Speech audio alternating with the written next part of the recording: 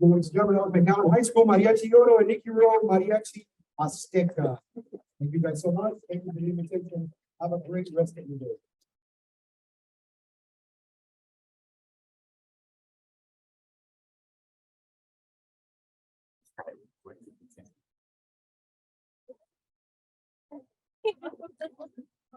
So if you can see, we would love. Good morning, everyone. We're going to get started in just a few minutes. My name is Tim Smith. I'm going to be your master of ceremonies today. Throughout the day, we've got a big day planned for you, so we encourage you to find your seats. If you folks still in the back, they can I mean, like some of roll the back there. Good. Nice to see you all. So thanks for coming out. We've got a big day. A lot going on. They already left, but let's give another round of applause to everybody out. We failed today. I really do apologize. Mariachi from Nikki Rowe High School. Mariachi is Okay, so do you want to sit in? Mariachi's from there as well. So we really appreciate that. What a great day. We have that place. Right? You know, you made it to Because the River Valley, treated by Mariachi. You know you're here. So what a big part of what we're doing. Just a few housekeeping things to take care of before we get started. Is there If another you option? need Maybe any they can special accommodations and those have not been taken care of yet, please check with the registration desk in the back and they'll take care of that. We've got That's fine. I'll Excel just, interpreters here, not only for in person, but for the online viewers today. So we appreciate that as well. We want to officially welcome you to the Texas HireAbility Employer Forum and Lex Frieden Employment Awards Ceremony. I'm excited to be here today. It's an honor to be here to be part of this. This is such an important thing, and I'm honored to be with you today. We're going to be recognizing a lot of employers across the state of Texas in honor of National Disability Employment Awareness Month. We want to thank everybody who's here in person today. We're at the Edinburg Conference Center at Renaissance, and a special shout out to everybody who's joining us online. I don't know if they're called Zoomers or Zoomies or Zoomistas. What are you? Zoom, wherever the camera is for you guys, we'll wave to you. We're glad you're with us today as well. It's important. It's amazing how things have changed in the last 3 years since the pandemic. People have, we can be at a meeting anywhere in the world, any time of day, and it really is nice that we can do that. So welcome to all the Zoomings, we'll call it, from across the state today. Glad to have you here. We're going to spend some time getting to know our inclusive employers today and the crucial role they play in promoting diversity, ensuring equal opportunities for all members of the workforce, especially including those with disabilities. In addition, we're also going to be celebrating all the winners of the 2023 Lex Frieden Employment Awards presented by our all-in sponsor, Driving for Success. Many of the award recipients here with us today in person, many are in person, and many are joining us via Zoom or other ways from around the state. But we're going to hear firsthand how their decisions, the decisions that they have made to hire and advocate for individuals with disabilities, is a great example of what we can follow everywhere we are all the time. We appreciate that. Today's Inclusion Employer Luncheon is being hosted by the Governor's Committee on People with Disabilities, the Texas Workforce Commission, and the Disability Chamber of Commerce of the Rio Grande Valley. A special thank you today to our partner, the Edinburg Chamber of Commerce, RGV, and President Ronnie Larante, and the great city of Edinburg for being such gracious hosts for this wonderful venue. We'll be hearing from the Edinburg Mayor Garza just a little later on during our welcome remarks. So before we get any farther, let's move forward with a great program and start with a couple of video messages we have for you. The first is from our governor, Greg Abbott, and then Texas Workforce Commission Chairman Brian Daniel. Please turn your attention to the video screens at this time.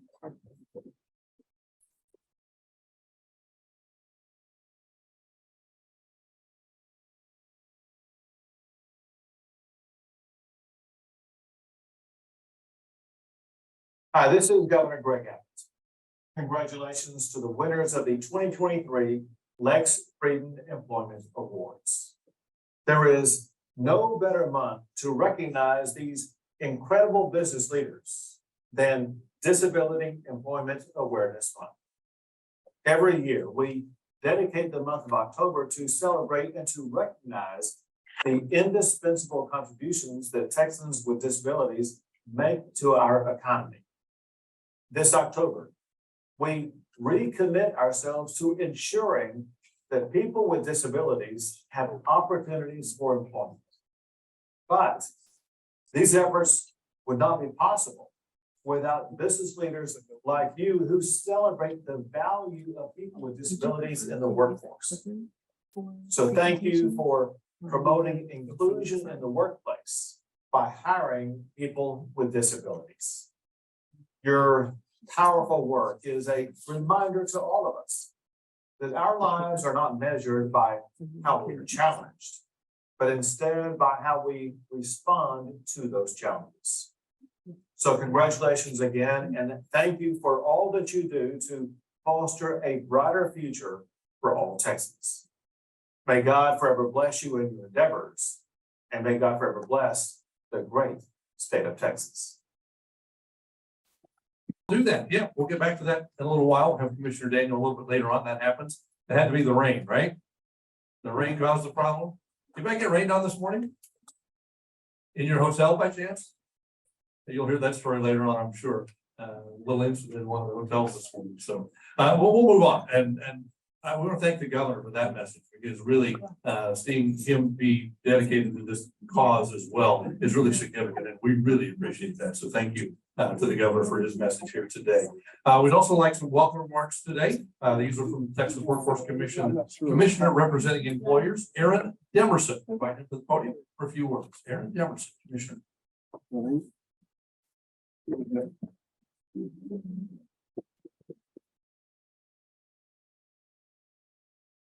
Here, Mr. Demerson. Oh, that's why you were leaving.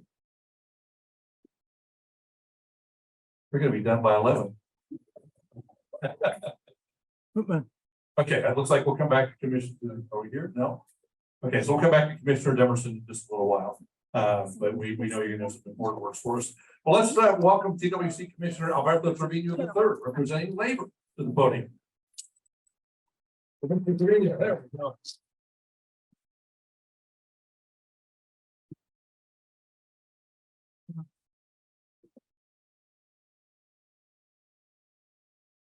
Good morning, everyone. I don't know if Commissioner Demerson wants to go first. I can gladly step aside. I see him here. Got it. Okay. As I said, good morning, everyone. It's an honor for me to welcome you all to this year's Texas HireAbility Employer Forum and Award Ceremony. As Commissioner representing labor, it is my responsibility to serve over 14 million working Texans to ensure that they are respected and treated fairly in the workplace. We value Texas employers for your support and the positive impact that you have with Texans of all abilities. We continue to expand the labor force with skilled workers, including people with disabilities, through opportunities of career exploration and our vocational rehabilitation program. Texas Workforce Solutions focuses on developing all levels of Texas talent and supporting our growing economy. We are thankful for the value that Texans with disabilities create for our strong Texas labor force, and how Texas Disability Employment Awareness Month emphasizes the critical role that people with disabilities play in our growth and prosperity. We continue to focus on highly specialized training that will prepare the workforce for the future and continue to meet the needs of the employers and the regional employment ecosystems across the state. So congratulations to the Lex Frieden Employment Award recipients and your leadership in removing barriers in the workplace. Also, congratulations to Victor Betta for his unique artwork, unique vision. We value your support and the positive impact that you have on our communities. I'll wrap up by thanking each of you for being here today. Thank you very much.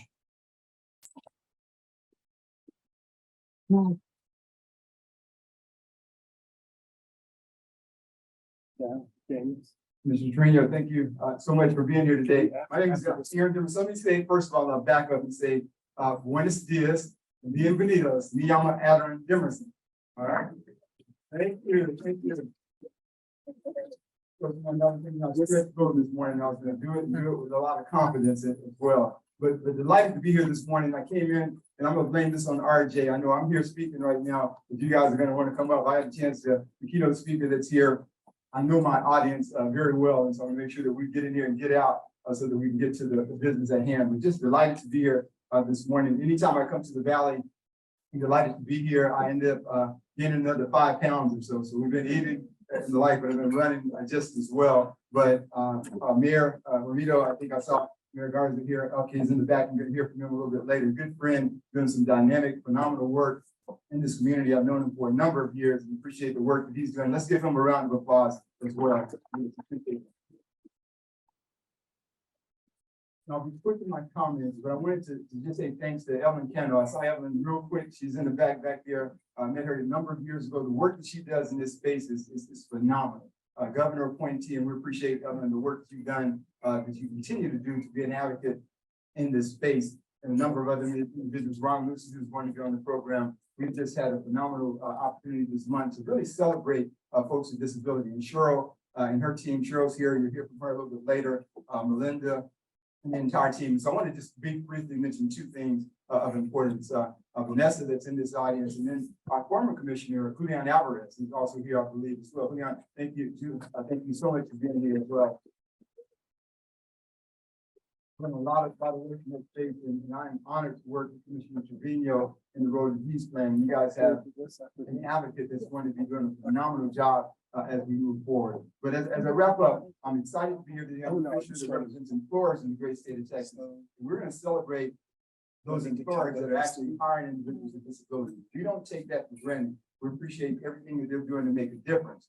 In addition to that, we appreciate the staff that's here, the work that you guys are doing day in and day out. Anytime I'm with Vanessa, she tells me we're the #1 staff in this area. We do it better than anyone else. And then I go to San Antonio, they say the same thing. And then I was just in East Texas at an event there, and they were saying the same thing. We're #1. And so I appreciate the healthy competition that's going out, because at the end of the day, what we're doing is focusing on those that are in need, that need these services that we're providing. You guys do a phenomenal job of making sure that that's taking place. And so we continue to appreciate all that you do in that space to make a difference as we proceed along. Lastly, just this October was White Cane Day.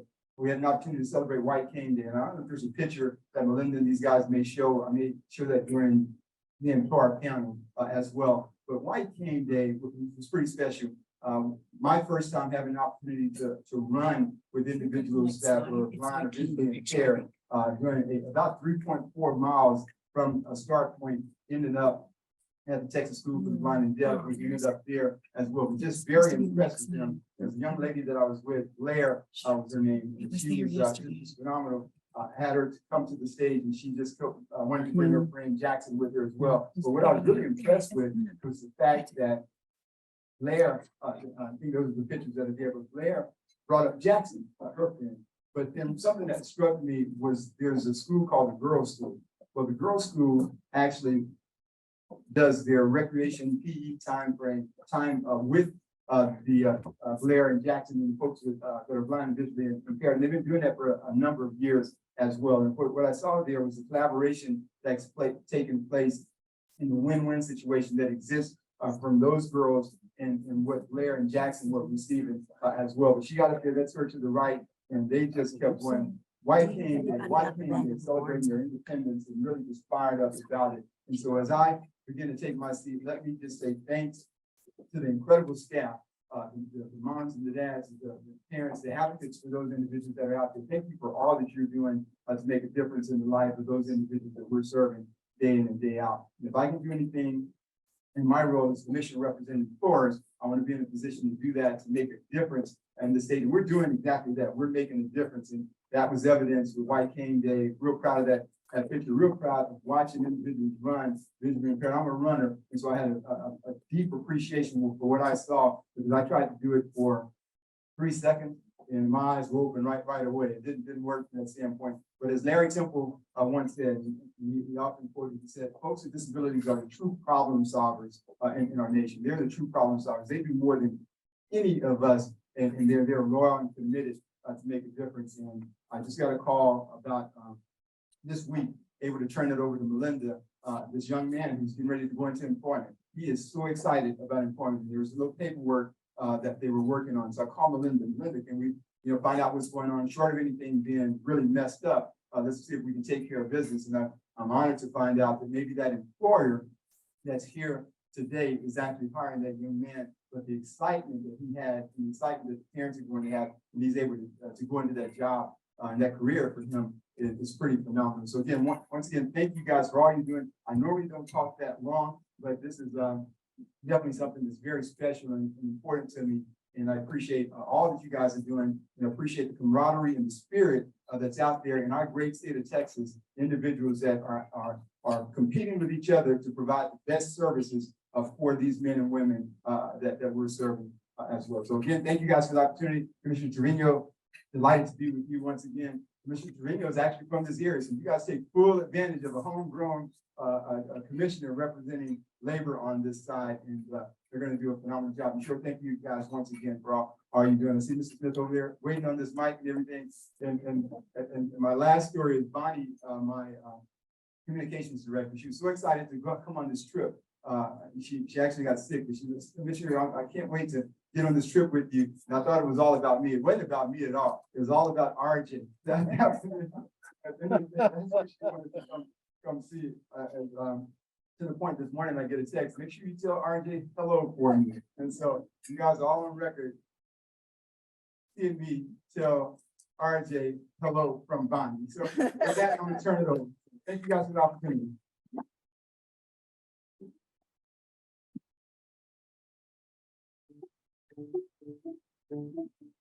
This is Brian Daniel, Chairman of the Texas Workforce Commission. Although I wasn't able to join you for this event, I appreciate the opportunity to contribute with this video. For more than 4 decades, Lex Frieden has been a champion for individuals with disabilities. His work from the 1970s to today has shaped countless lives, many of whom may not even know who to thank. But I'm quite sure Lex Frieden hasn't done all he's done for the recognition. I'm quite sure he did it because it was the right thing to do. That's why this award was created, to recognize people for doing the right thing. The Lex Frieden Awards are an impactful resource that generate awareness and increases employment opportunities for people with disabilities, and to spotlight employers who foster a supportive work environment. The Texas Workforce Commission is proud to help foster a supportive and inclusive workplace through our Vocational Rehabilitation Division. Our Vocational Rehabilitation Division aids both job seekers and employers alike. The Lone Star State benefits when all Texans are able to participate in the workforce. Although 100% of the jobs in Texas are created by employers, those jobs wouldn't exist without the incredible Texans who make up our workforce. That's why it's vital to recognize Texas employers who go to great lengths to ensure every Texan, including those with a disability, are able to work. Dr. Frieden often reminds us to focus on abilities. And with this focus, TWC works hard to help all Texans foster the respect that comes from doing meaningful work, to create a path to the dignity of being productive, to experience the independence you can feel from being a full member of the community, and to achieve the deep satisfaction of showing what you're capable of. It's a big job, but it's worth the effort. Thank you to all who've been nominated here today, and congratulations to the employers and individuals receiving awards. You're an exemplary example for others to follow.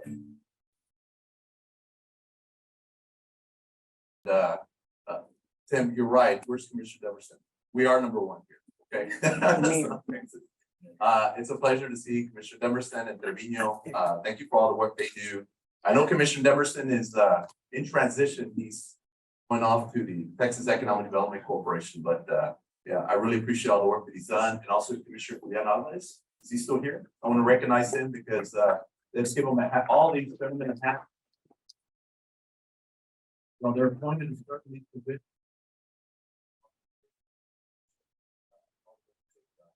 Welcome to our beautiful city of Edinburg, a fast-growing community that is working together to improve the quality of life here in our community. You know, here in our community, we've always strived to be a shining example for inclusivity. You know, city where everyone is not only welcome, but valued equally for their unique abilities. You know, we're immensely proud to recently, earlier this year, have created an inclusivity task force. This task force embodies our commitment to ensuring that people of all abilities have a voice in shaping the way our city operates, not just in accessibility to our parks, but also in how we operate as a city. You know, this year has been marked by some incredible achievements here in our city towards inclusivity.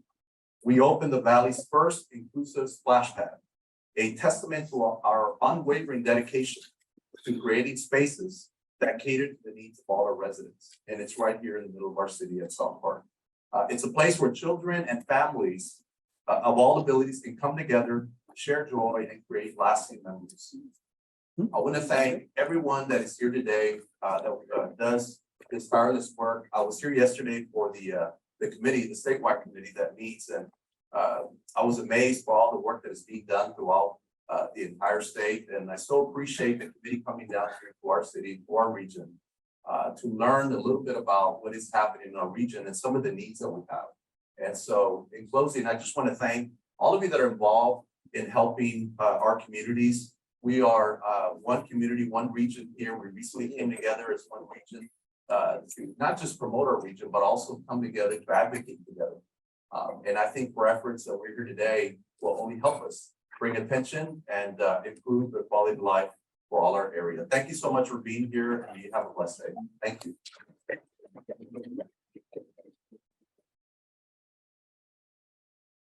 Thank you, Mayor. We appreciate the words. It's a great city that we're in. Fortunate enough to live just about a minute from here, so I had to be here like a minute early. So it was really nice to get here quickly this morning. So what a beautiful facility this is. So thank you, Mayor, for everything you do.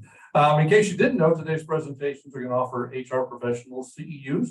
So let's welcome Charm RGB board member, Ms. Thelma Thomas, to the stage to learn more about that.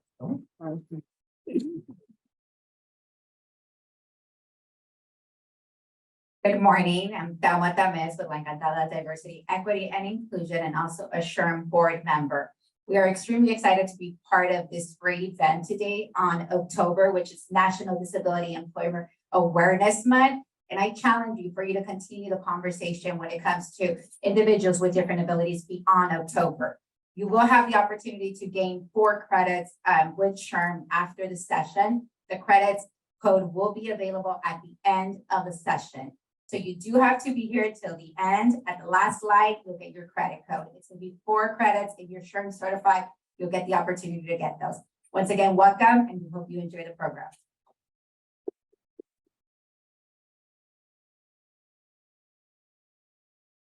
Thank you, Thelma, so very much. We appreciate that.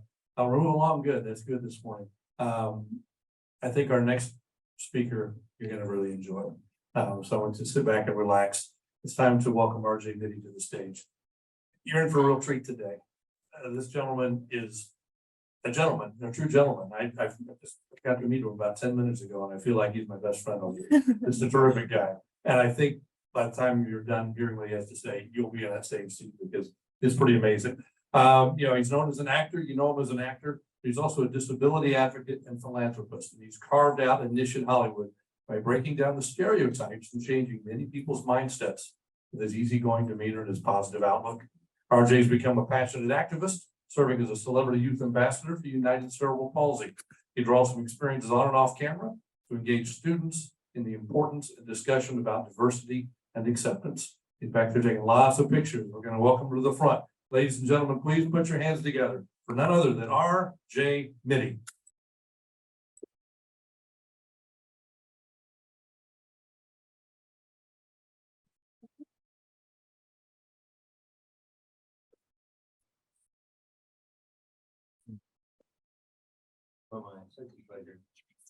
Thank you all so much for being here today. It is. I love everyone here. I'm a big believer in the Valley. I live in Brownsville, and Edinburg's great. This is my hair. It's amazing. I love it up here. I love it, but the RGB is such a special place. My grandfather was from here, and he really believed in the Valley and the people that come from the Valley and the impact that they make, not just here, but around the world, around our country. And, so many great leaders and impact, people with impact in our society come from the Valley, come from the state of Texas.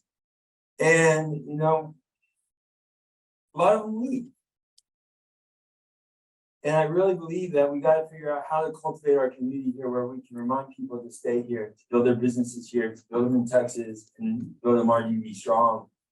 And I'll tell you all a little bit about my journey. We all conferences and things. Sorry, I'm still trying to catch my breath. It's a lot longer from the end of this room to get than you realize. But you know, my journey in philanthropy and advocacy and in Breaking Bad, any Breaking Bad fans here? Yeah. It started with a diagnosis when I was a child. And it also started without a diagnosis, going to doctors over and over. And my mom's here today. I don't know where she is, but she's. Oh. Yeah, I can't really see her. I need glasses. But she took me all over the country looking for a doctor to help me. You know, many children, we hear the story of, we know they have something, but we don't know what. We know they'll have this, and it takes time before we find that. And that was my journey of, my mom saw how I carried things, how I walked. And she's like, we know he has something, but we don't know what. And then eventually the doctors were like, yeah, we know he has something, but we don't know what. And towards the end of just being like, accepting, yeah, he has something, but we don't know. A gentleman that my grandmother knew introduced me to he was a Shriner, and was like, hey, have you tried Shriners Hospitals for Children? And my mom was like, no, and so we gave it one last shot. And my mom's side is Louisiana, my dad's side is Texas. We don't talk about the other side. But we drove up 4 hours north to go there, and within the first hour, I was diagnosed and started my treatment with cerebral palsy, and that included fine gross motor skills, occupational therapy, speech therapy, casting and braces. And you know, I grew up with a disability thinking that everyone had a disability. All my grandparents had something. My grandfather had a stroke that was from here in the early 90s, fully paralyzed. Very strong businessman. And he always say shit damn and 1, 2, 3. I mean, that's really all you need for business. And I saw it as a normality. I saw it as, you know, we all have something. We all have a different walk, a different way of life, and we're all trying to achieve the same goal. And that's to have a family, to have a job, to enjoy this world, to enjoy all the amazing things that this world has to offer. And then I went to school and I realized that, oh, not everyone has a disability. That's not true, but everyone has something. But kids saw me and they saw my braces or how I talked or how I walked as funny or different. And I was like, oh, I guess this isn't just isn't everyone. And so, you know, I grew up with a mentality, and I went back home and I'm like, why am I different? What's wrong? And you know, the parent talk that goes along with, no, you know, everyone has their own place. And I was very lucky. I grew up with a Marine grandfather, and he told me he instilled a lesson, and that can't is a decision.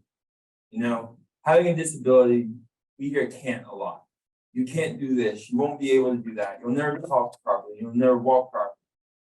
And I'm here to tell you all that is a lie. You choose to accept that can't. You choose to accept, oh, I'll never get that job. I'll never be a CEO. I'll never own my own business. Through anything is possible. Through training, through time, and through commitment. And I want to thank all of you here for your commitment and your time and your strength to making inclusion, providing opportunity, and giving people the ability to live a life that they deserve. And so thank you all for that. And maintain that stillness, maintain that drive. You know, people will look at disability as an illness, as a weakness, as something that we have to cure or overcome. I look at disability as an opportunity, as knowledge, as power, because the insights that someone has, you can never replace through that learned experience. And I heard someone say earlier, I just lost I heard something earlier. I don't know what, but I heard it earlier. But you know, people want to work. people with disabilities want to be seen and they want to be heard. And we gotta we gotta create environments to allow this growth, because accessibility, you know, especially in the disability field, we hear accessibility a lot. And people think, oh, it's only for people with disabilities. It's only for the people that have these things. But we need to realize that accessibility is not just for one person, it's for everyone here. Because we're all affected in some way or another through time, accidents, or just life. And if we can help create this world to be more accessible, to give people the tools to understand how to create the world and the life that they want to see for their family, that carries over not just to that one person, but to everyone for generations. And I believe with what we're doing here today, we are doing that. And I'm very excited again to see how many amazing people are committed to making this happen. I know we're all on tight schedules. I thought it'd be cool to, if people had any questions. I have some time. I know we have a little bit of time, I think. Yeah, for a couple of Q&A Yes. questions. RJ, so we're gonna be in the audience with the microphones Cool. so that we can get some questions for you. Melinda is you got there? And here's Tim, so he's gonna help out with that. So yeah, so this is your opportunity, Breaking Bad questions. Those are allowed. There's a lot of those. How much I like breakfast and bacon and all that. Trees all day. So yeah, if you have a question or anything. Here we go. Yeah. Oh, Here we go. I last work and want to ask, whenever you audition, or how did that happen? so I was so we were actually living in Houston, Texas at the time. My grandparents were sick on both sides of my family, so I was trying to drive in between both. And an agent saw my sister at a water park, you know, and it brought us to LA. And I just started working to meet kids my own age. You know, if you move to Los Angeles, and this is in the early 2000s, so a vastly different world. If you moved to Los Angeles back then and you didn't go to school, you didn't join a gang, you didn't act, why are you there? So I started acting. I joined a gang, acting, to meet kids my own age. I was around 12, 13 years old. And my very first audition was a PSA, though. I didn't get this PSA, but my very first one was a PSA for an anti-meth campaign. And I'm very happy I did. Still anti-meth, very, very bad. But this other show came called Breaking Bad, and I auditioned 5 times, 4 in Los Angeles, 1 in New Mexico. And it's not an easy business, and there's a lot of rejection. And it's very visual, and they nitpick you apart. And so I auditioned over 6 months, I auditioned over 6 months, 5 times, 4 in Los Angeles, flew to New Mexico the next day, auditioned at 8 a.m. with Vince and Brian and Anna. Went back to my room, and they called me and said I got the job. Head back to LA because I'm already late for work. They already started filming. I was the very last person cast, and it just gave me the opportunity to maintain that growth. And, you know, it's so important to have accurate representation on screen, and because it doesn't. Yeah. You know, they say it was Hannibal, you know, seeing is believing, a lot of the times. And so when you see something on TV, when you're absorbing it, it does change who you are. It does change your perspective. And it's so important to have that transparency and representation on media, because they try to hide it. And they're like, no one wants to see that. It's like, no one wants to see these type of things. Well, we've proven that wrong. You know, there's statistics out there that show individuals with disability have a spending capacity into the billions of dollars that is untapped.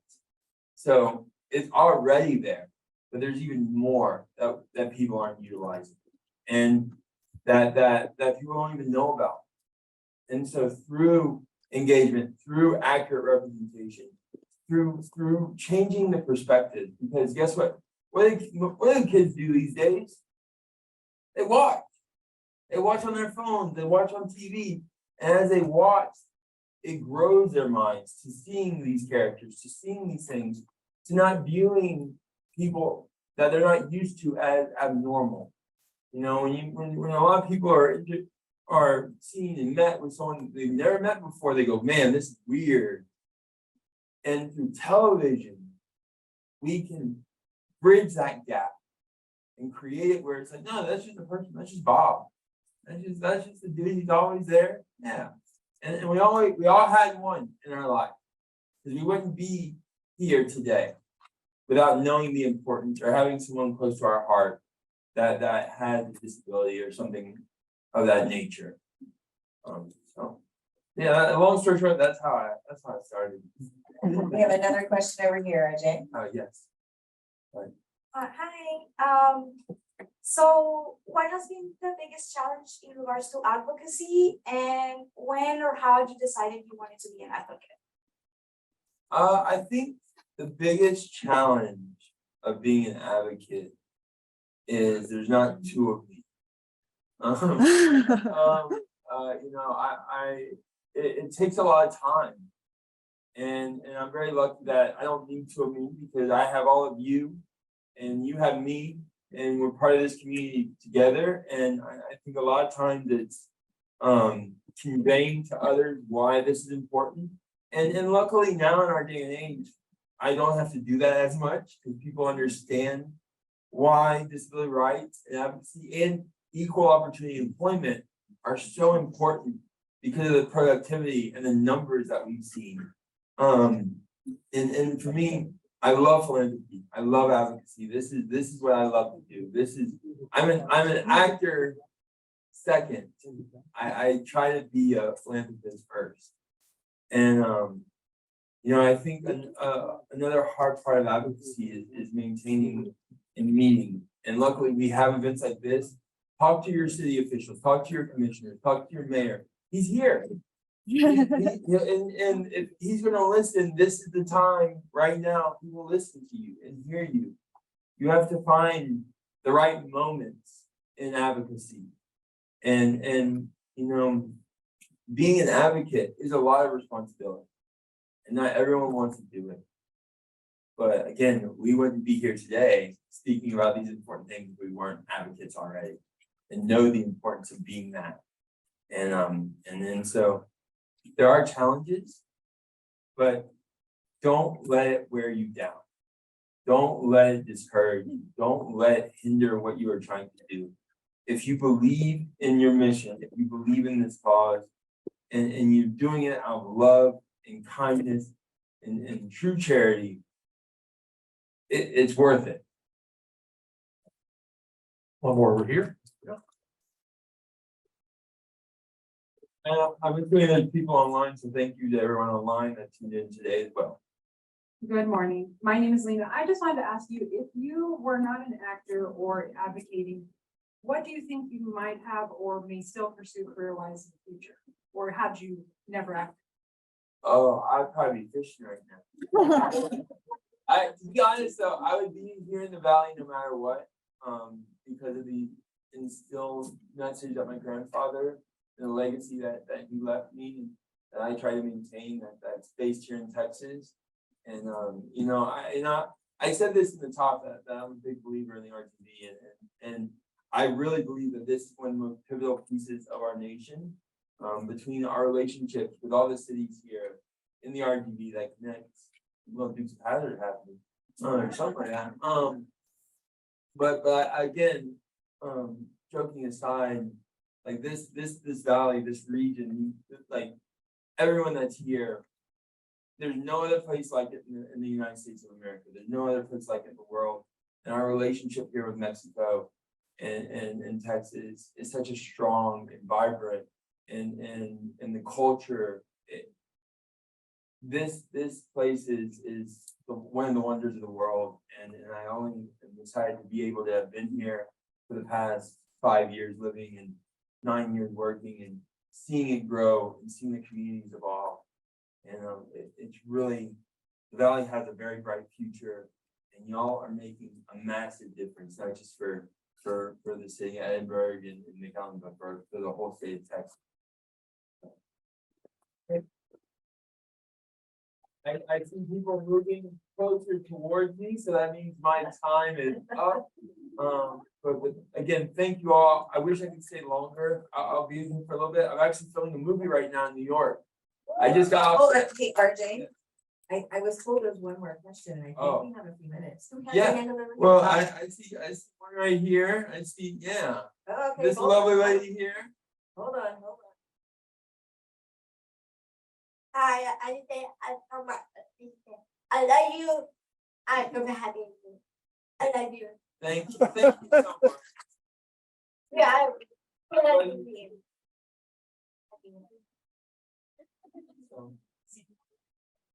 Yeah, I cool. I'm happy. I'm almost there.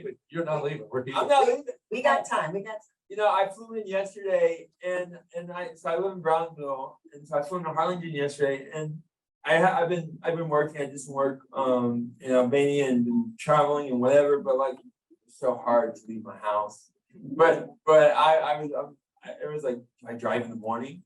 I'm like, no, I want to make sure I'm there. So yes. Yeah, sorry. Okay, quick question over here. Hello, hi, I'm Elisa, and I just wanted to ask a quick question. I'm curious, I'll be honest with you, first of all, I haven't watched your movie, but now I am interested in watching it, but I'm just curious. Have you already had an opportunity to work with deaf actors or hard of hearing actors? And if so, what was that experience like? What did it look like? Yeah, no, hey, don't worry. I don't watch any of my work either. I've never watched Breaking Bad. I've seen one episode of every season because they put me in the middle of the theater and all the producers are like, you're not going anywhere. But I have worked with the deaf community and hearing impaired community. I was on a show called Trisha Birth. And we had some amazing deaf actors there. And super positive experience, you know. I'm very lucky that my paths cross with amazing organizations like this, and that understand the needs and that work on making sure that everyone has a voice. And so I was on Trisha Birth for one of their last seasons. I played I was a romantic counterpart to one of the leads, and I don't know what happened because they ended the show. Kind of left me hanging there. But I think, you know, the deaf community and the, you know, blind, deaf, and all these different variations of what we have, you know, the knowledge that someone has from one point of view to another is vastly different. And so being able to have worked with them, I picked up a little bit of sign, mostly the bad ones. I can't do it today. But it changed my perspective on the hearing impaired community. And you know, I learned about a lot of the struggles that they face and that we all face in different capacities. And I really think it's amazing. You know, now with the cochlear implants, with all these new technologies that are pioneering in these types of elements in individuals, you know, that wouldn't even be a thought without this part of the community. You know, there's so much knowledge and power that we can learn from people with disabilities, and to maintain and to utilize that knowledge properly. But we can't do it. We can't get that knowledge without you, without that community. And so being able to converse and to find technologies where we can have that communication. Communication is key. And so a better future starts with transparency and communication. And so when someone has never been given the opportunity to communicate, they have a very warped view of the world. And so we got to figure out how to create bridges, I'm not saying bridges, but bridges on these ideals of like, hey, this is not the only choice, you know. People with disabilities and all kinds of things, you know, it's hard. Life is hard. There's nothing easy about life, especially when you have a disability and life looks at you funny. And you have to realize though, that it is your job as a person with a disability, as a representative, because today we are all represented, regardless of where you are in your position or work status. People see you, people see what you stand for, they know what you, they have it, they have you on Facebook, they have you on these social media platforms. You never know who is watching. So it is our job, especially someone with a disability, to uphold that representation, to be seen in the public eye and to be seen able to do things and not just what the perception of disability is. Okay, we have the final question, and I think she's done a great job at summing it up here for you. As an advocate for people with disabilities, what do you think the Valley can improve on, and how can we, the people in this room, help you do that? Communication. I would love to see more communication between all of our cities here, from down in South Padre and Brownsville and so all the way here in McAllen. You know, this is massive. You know, millions of people live here in the Valley, so it's hard to always communicate with all of them. But I think through communication, cooperation, and transparency in the Valley, a lot can change, and it can be a stronger argument.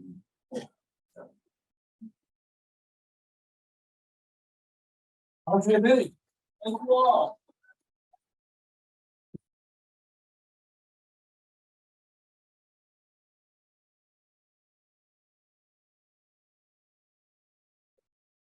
RJ, ladies and gentlemen, a big round of applause. Thank you.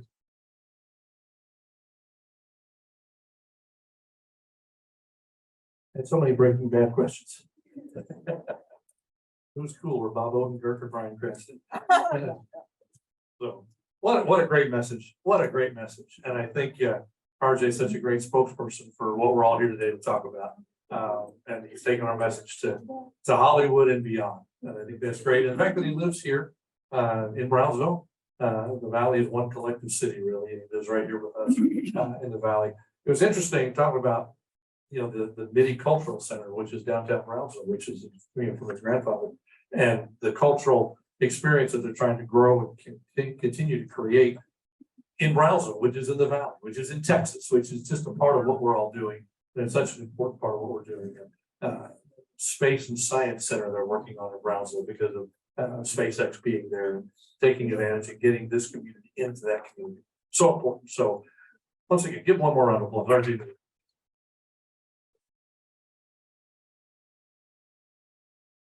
All right, our next speaker today, and this will be hard to follow, Marina, but we're going to do it, right? Is Mrs. Marina Getta. She's the Education Outreach Coordinator at the U.S. Equal Employment Opportunity Commission. Over the last 15 years, she's championed diversity and educates technology professionals to make their digital roots more inclusive. She's dedicated to creating spaces for underrepresented populations to contribute fully to the world. Please help me welcome to the stage, Mrs. Marina Getta.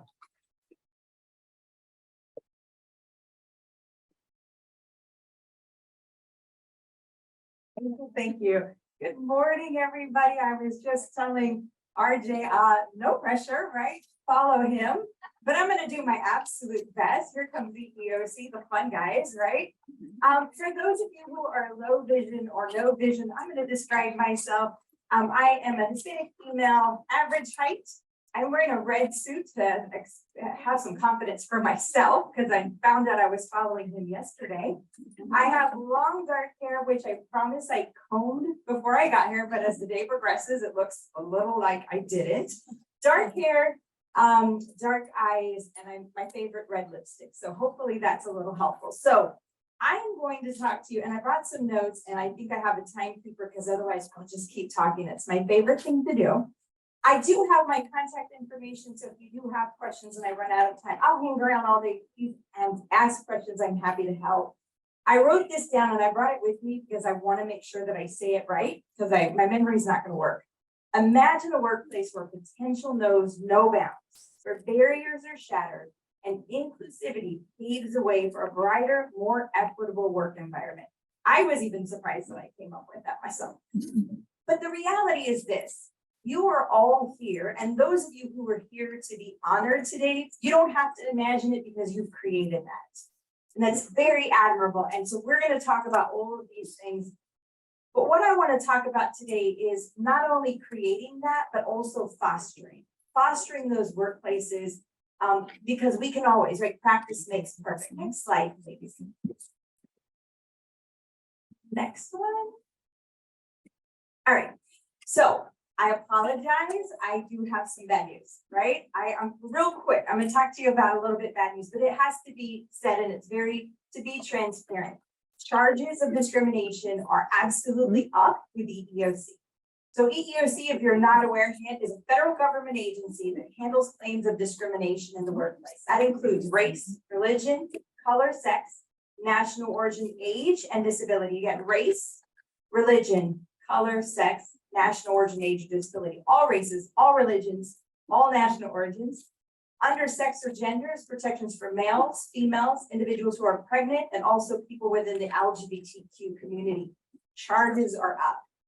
We investigate claims of discrimination in the workplace, discrimination, harassment, retaliation. So from 2021 to 2022, the number of charges rose 20%. It's a lot.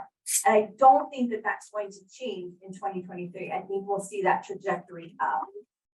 Of those charges, it was a little more than 73,000 charges that EEOC received in 2022. 25,000 of those 73 included a claim of disability type of discrimination. So harassment, discrimination, that's a lot. So it was always retaliation was number one, harassment was number two, disability was number three. Disability has surpassed harassment. So that says a lot, right? Just harassment in general, regardless of status. Next slide, please. Thank you. So here's the good news. My job now, so I've been with the EEOC for 24 years, 16 of those years as an investigator. That was the bad news business. I had to a lot of times tell organizations that they got it wrong. My job now as outreach and education is prevention. And so I love my new role because I can share with you as employees, as employers, what you should be doing to prevent harassment, discrimination, and retaliation in the workplace. So I love this aspect. We're going to go through these four areas because these are the things that we really need to be watching: policies, leadership, psychological safety, and your resources. Next slide, please. So policy. I don't know if you know this, but there's no requirement by law, state or federal, for you to have policies in your work environment. Not a requirement of the law, but oh my gosh, it will save you a lot of stress. It probably will save you a lot of trouble. If you don't have policies, you at least have practices, right? If it's not something official in writing, you've done something over and over again, so that becomes a practice. Where we see trouble is where organizations do not apply policies or practices fairly and equitably, hence discrimination.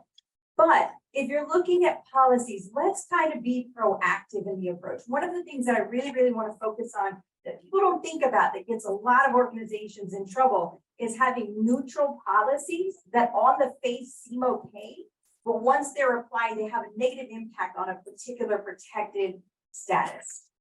Where we see this a lot, I'm going to show you a case in just a second, is disability. So a lot of organizations will have policies that say you have to be 100% able to return to work. Now, I'm not sure about any of you, but who's 100% every day, right? No one's 100% every day. So if you have a policy, go back and look at your policies and make sure that they don't have language that might negatively impact somebody's based on race, religion, color, sex, national origin, age, or disability. In the case that I'm going to share with you in just a few minutes, you're going to see how this had the negative impact on individuals with disabilities. The whole point, right, is reasonable accommodations, bringing the person in, giving them an accommodation so that they can work. So look at your policies and make sure that they are in compliance. In 2008, the ADA was amended, right? Became a lot more friendly, a lot more leaning, a little bit more towards the employees. And in 2016, when I promoted to a supervisor, I was still feeding policies that had 100%. So 8 years later, policies were still out of compliance. Please check your policy. The next policy is harassment. You can prevent harassment, right? You have to have policies that are very effective mechanisms that allow people to complain. And then when you get those complaints, what you do with them is extremely important. Harassment policies, 100% need to be in place and should be effective. Because there's no law that requires you to. But how do you as an employee know what the organization expects of you? How does the employee know what the next step is? Your leadership, your supervisors, front line, they have to know what the process and the policy. That's where discrimination happens, not treating people fairly and equitably, right? Just kind of going all over the place. With harassment, they have to be clear and effective. Multiple reporting mechanisms, talk about that as well. And then as far as accommodations, do you have clearly written policies? Do your employees know if they need a reasonable accommodation, how they go about requesting that? Does your leadership know and understand that when they receive these requests for information, it is of the utmost importance they do not delay, they act quickly, right? Are they the ones that's supposed to do this? Do they send this to HR? So all of these things need to be very clear. Here's what happens. A lot of times, frontline members of management, leadership, supervisors, they don't recognize harassment claims. They don't recognize this is a request for an accommodation. And then when the person feels that they didn't get heard or the accommodation's not being met, they come to ERC and the organization can't explain why that wasn't met, why the harassment didn't get addressed, why the accommodation was not met. Next slide, please. This next slide, you're going to see next slide, please. Can you? Thank you. Thank you. So in this case, what you're going to see is this: the organization had 100% return to work policy in place without medical restrictions. Full duty was basically what the requirement said. They were not able to. So you had a group of individuals who were not able to return to work. Then within 90 days, right? They said, okay, you have 90 days. After 90 days, you're out of here. So they ended up terminating a lot of the individuals without request, providing any regard for an accommodation. Absolutely not what you want to do as an organization. So you can see how this neutral policy of being able to return to work 100% is a problem, especially for individuals with disabilities. Now, I'm not sure about any of you, but I don't have $750,000 laying around to pay out, something that could very easily have been resolved. Accommodate people, give them opportunities. If they're able to do the job and they need this one thing. I mean, if you really go back, and I think Bureau of Labor statistics indicated that the average accommodation was between $300 and $500. That is very, very easy, even for very small organizations to be able to, and that's average. A lot of them are free, right? Next slide, please. Thank you. So let's consider the following. Again, preventative, proactive approaches, neutral policies. Go back, review, continuously review. I think if COVID taught us anything as employers, you had to constantly review policies. You had to update things. You had to be able to go with the flow. Review and review constantly. When the law changes, go back, right? That means you have to know the law. Stay on the website. Review the policies to make sure that they are compliant. Update them when they need to. Ask questions, right? You have colleagues. I promise you, the government is here to help. We're very friendly. You could call me. I don't ask questions about where you're calling from. We just want to make sure that you get it right. Unreasonable accommodations, train, and retrain. Train your management staff, especially. I cannot stress enough the importance of training your leadership because they're likely going to be the first ones that receive this information. And if they can't explain the delay of why they didn't get it addressed, why they didn't move it to that next level, it puts you at a liability, right? Your leadership, the EOC sees managers, supervisors as leaders as officials of the organization, meaning that they put your organizational liability. So please train them. Train all employees, but absolutely train your frontline managers, management staff. Avoid unnecessary delays when you're looking at accommodations. Also, when you're looking at harassment claims, but especially with accommodations. Can you justify delays? When the individual doesn't have the accommodation in place and that's not being met, they're still not being able to do the job effectively. So you want to make sure that you're moving promptly. You want to check in to determine effectiveness. It may need to be upgraded. You need to check in. Hey, is everything working? Is everything be proactive? Don't wait for it to fail or wait for them to not be, successful in whatever it is. Check in and determine, is this still working for them? Have those conversations. Interactive process, meaning two-way conversations. You're talking to them, they're talking to you, because at the end of the day, you want them to be effective employees for your organization. Harassment, it is the third most filed claim of the EEOC. Take a preventative and proactive approach. Check in with your staff, with your team. Make sure that you know what's going on in your work environments. Make sure you're following up. If everybody's quiet and no one's saying anything, is there a problem? If you have high turnover, why are they leaving? Be proactive as much as possible. And you're going to see this as a common theme: train employees. Do your employees know who to report harassment claims to? Does your frontline management know that they're a liability if they're the harassers? They put your organization at a very big disadvantage. Also, if they receive a complaint of harassment and they don't do anything with it, they put your organization at a liability. So make sure all employees are trained, have effective policies and processes. We had a case where the individual was being sexually harassed by the owner. And the only reporting mechanism that they had was the office manager. Unfortunately, the office manager was the wife of the owner. I'm not sure about you, but I'm not going to want to tell the wife, right, of the person who's sexually harassing me that this is going on. So make sure that you have multiple mechanisms for them to complain, HR, management, whatever it may be.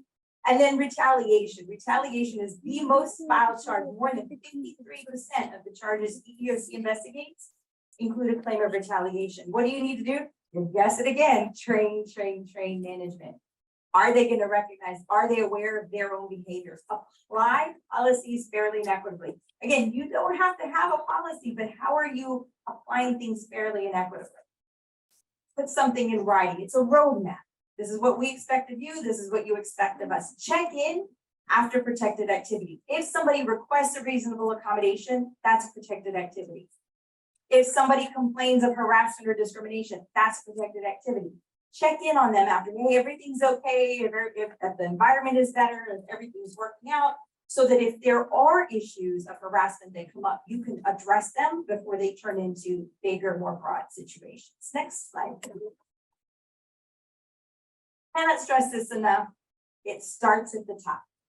You have to have committed leadership. All of you that are here, I applaud you for being here. I think you're doing the right thing. We're all here for the right good reasons.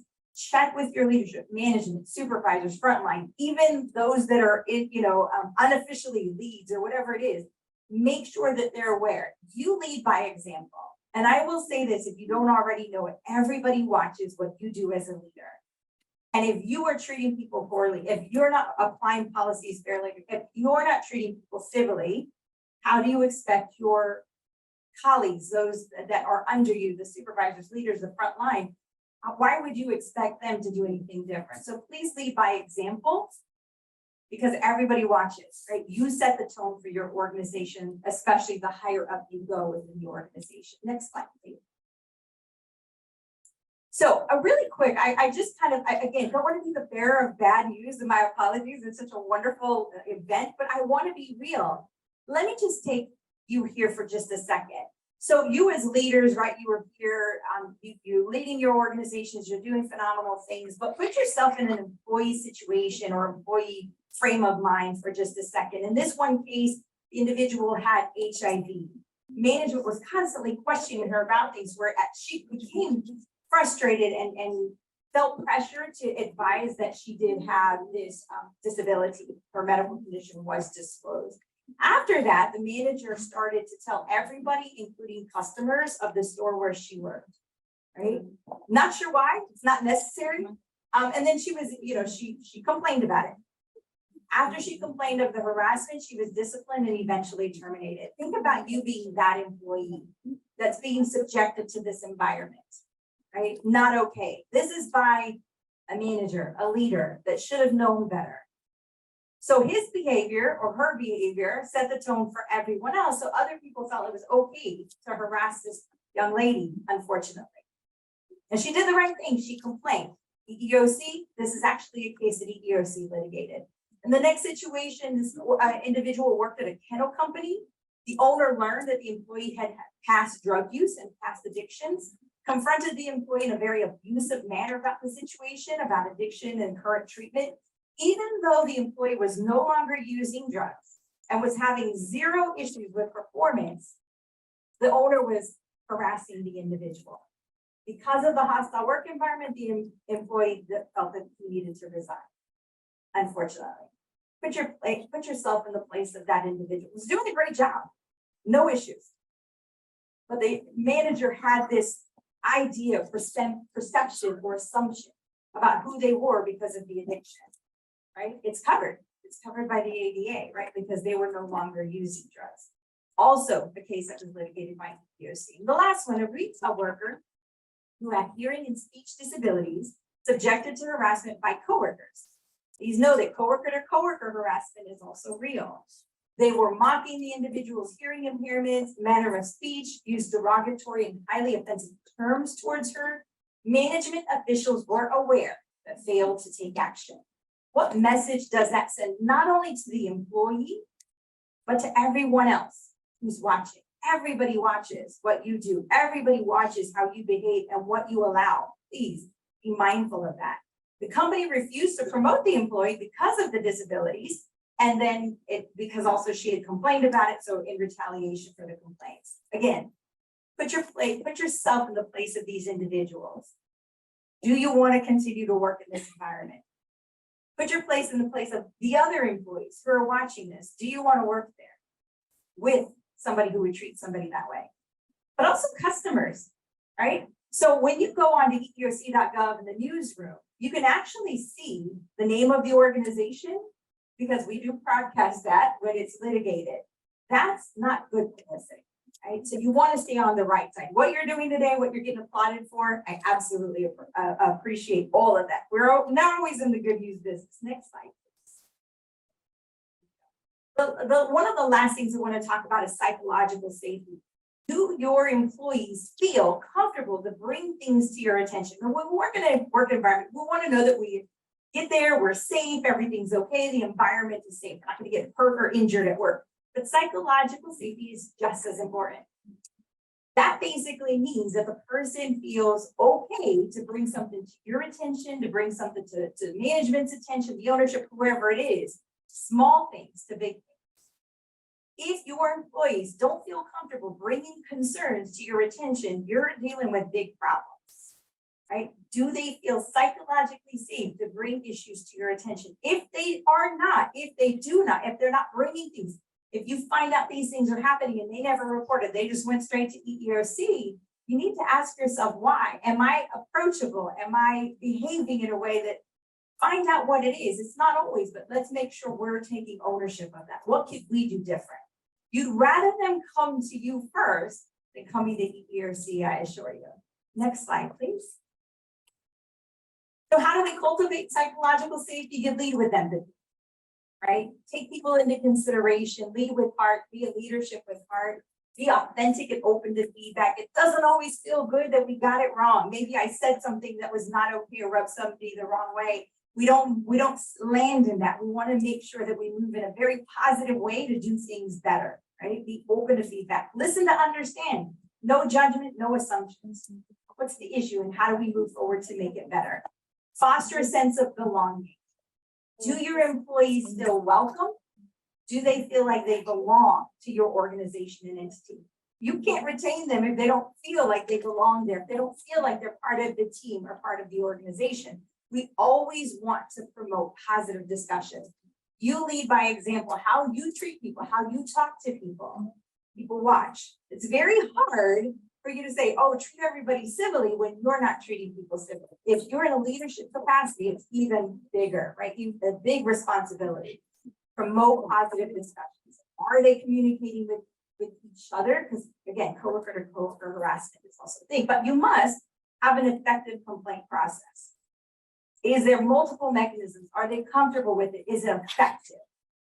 Check in and be proactive in addressing matters. If you're in a situation where maybe you don't have absolute continued access to your employees, follow up, make sure, right? Check in with them.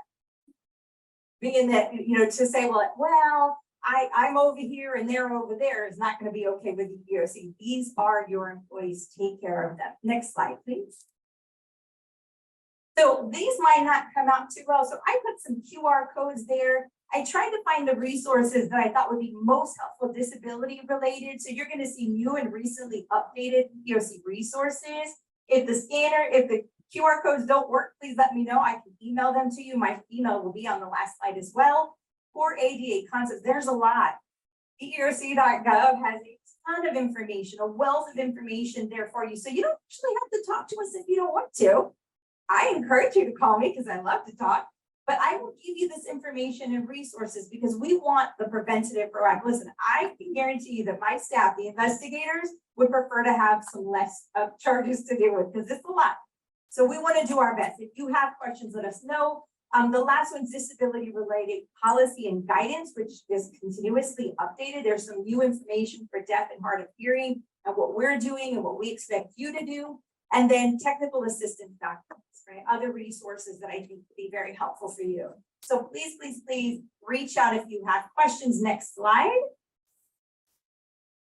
Things to consider. I like to close with this just because I want to close on a bad. I gave you a lot of bad information. I want to close on a very positive note.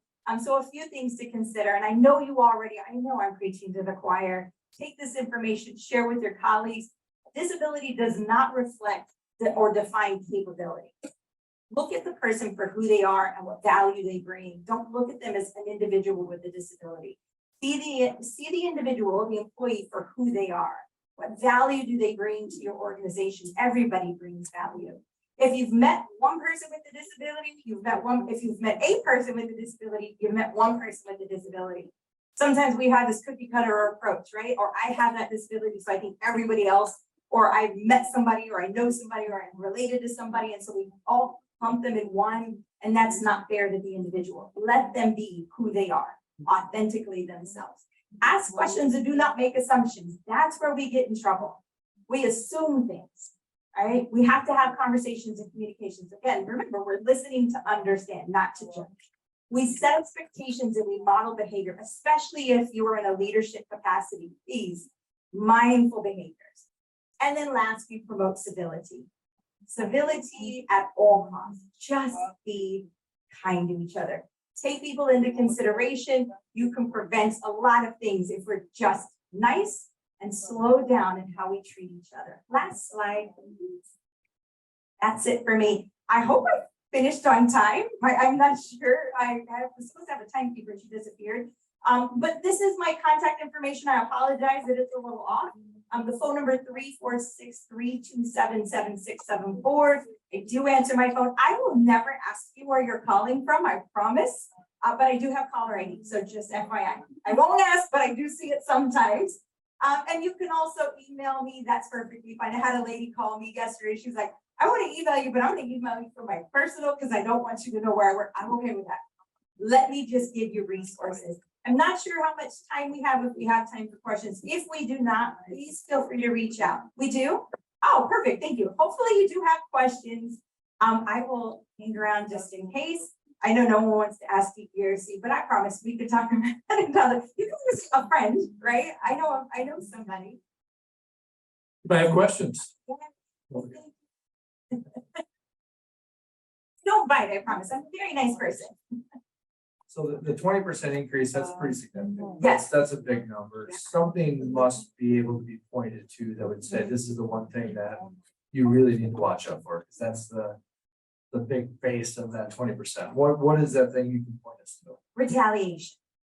Retaliation is the most foul charge. Now, when somebody complains, let's just put ourselves in their shoes. If somebody comes to you as a leader of an organization, it's a very uncomfortable situation to say you said or did this, or this happened to me in your organization. So they're already thinking, I'm a target. And so anything that happens after that, they're mindful, they're watching, they're expecting it. So they're really looking for it. Now, does it happen? Yes.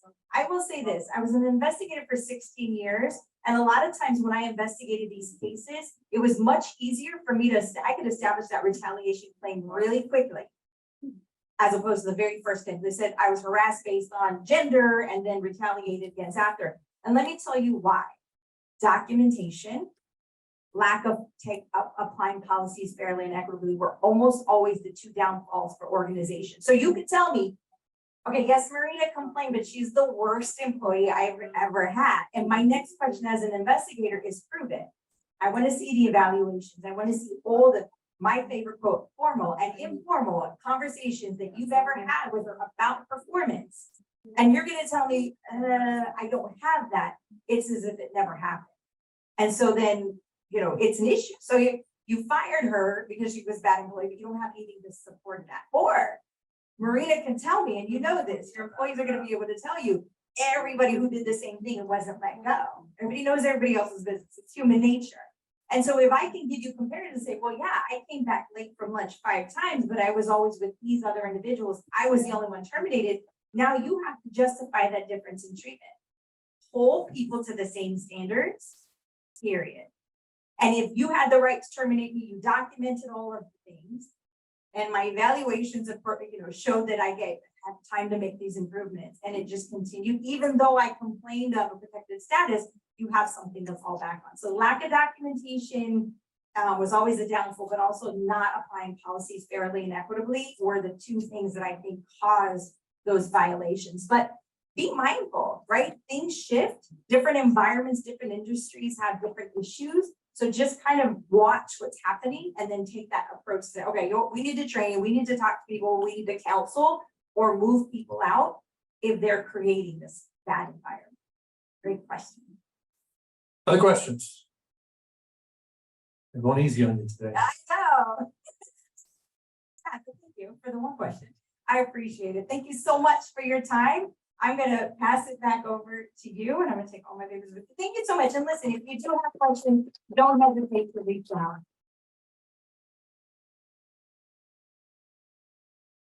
All right, great job. That was really interesting stuff. Fascinating. We're going to take a break. We're running a little bit ahead of schedule, so we're giving you a little bit of a break before we have lunch. So take about 15 minutes to stretch your legs. The facilities are behind those doors right there. And if you're watching, if you're Zooming, get up from your desk, do what you need to do. And we'll be back in here in about 15 minutes to have lunch, okay?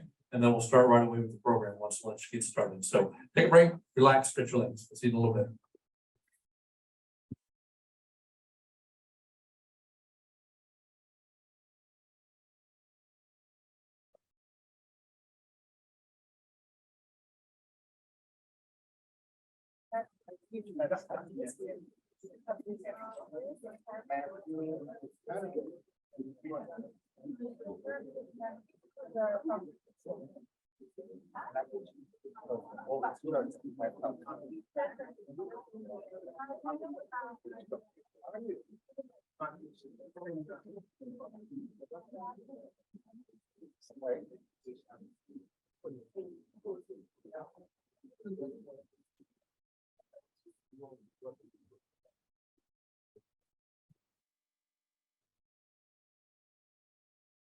No.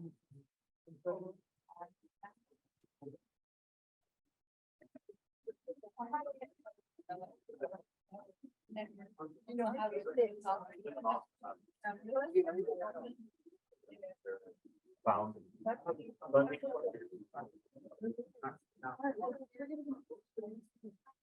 This was a good time to stop over and see Mr. Victor had it over there. Posters he's autographing, so you can take an autographed poster home with you. Now's a good time. So he's over on your far left, my far right, signing the posters for you. So stop by and get one done while you're here. Good time.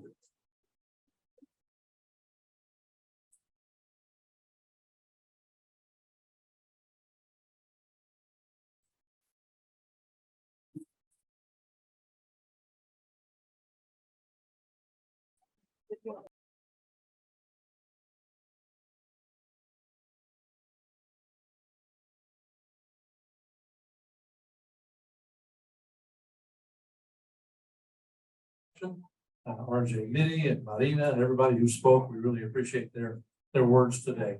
How many of you are gonna go home and binge watch Breaking Bad tonight? If you haven't seen it, you get ready. It's quite a ride. It is quite a ride. So RJ does an amazing job in that program. So So welcome back to the afternoon session. Keep eating if you are eating. If you're done, great. Hope it was good. And let's get on with the afternoon session. So next up, I'd like to introduce to you GCPD Community Outreach and Information Specialist Norman Kiki to the stage. He's going to introduce our 2023 National Disability Employment Awareness Month poster. Mr. Kiki, welcome to the podium.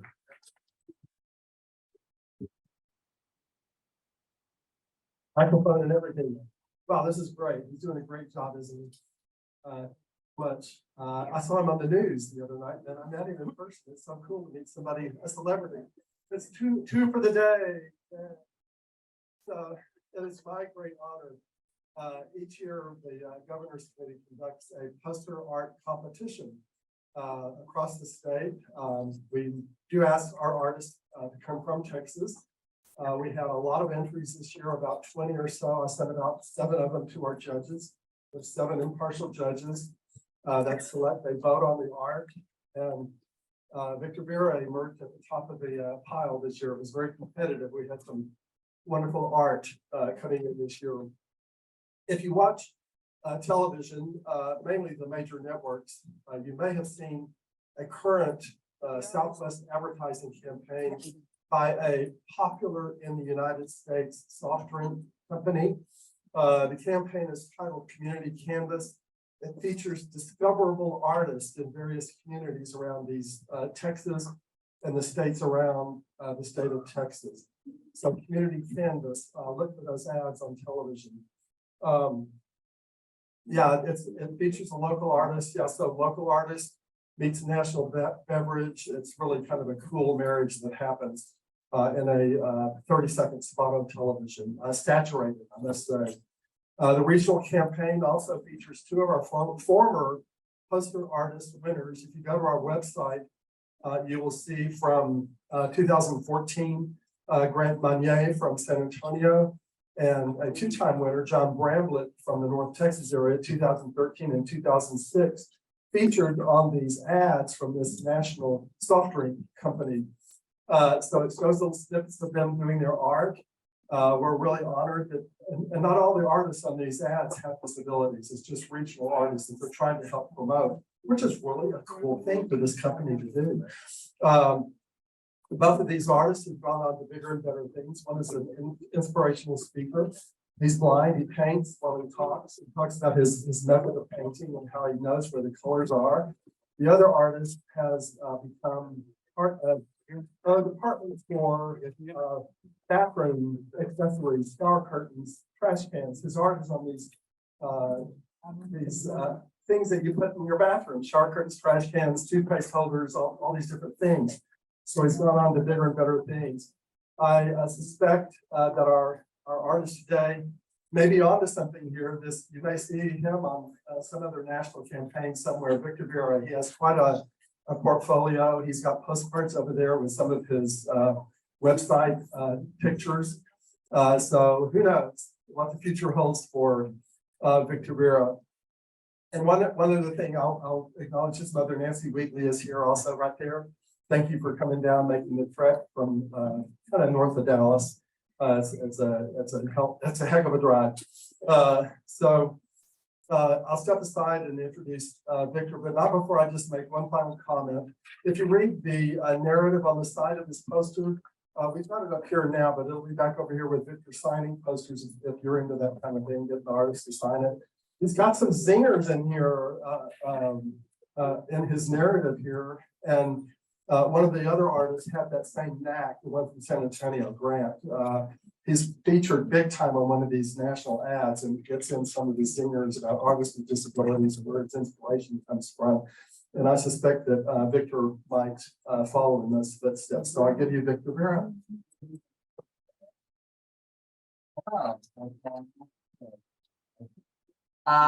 Yes, first of all, wow, I never thought in my life I would ever be here, stand on the podium. And I never thought I would share the government. Really, never thought it would happen. And I just want to let you know that I usually like looking at people's other arts besides making it. That's just me, And as you can see, I used to draw like my whole life, you know?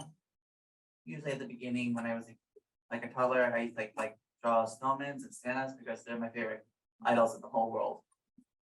And when I got to high school, my teacher saw my talents, like when I started drawing more and more, and I was selected to go to AP art classes all the way through high school.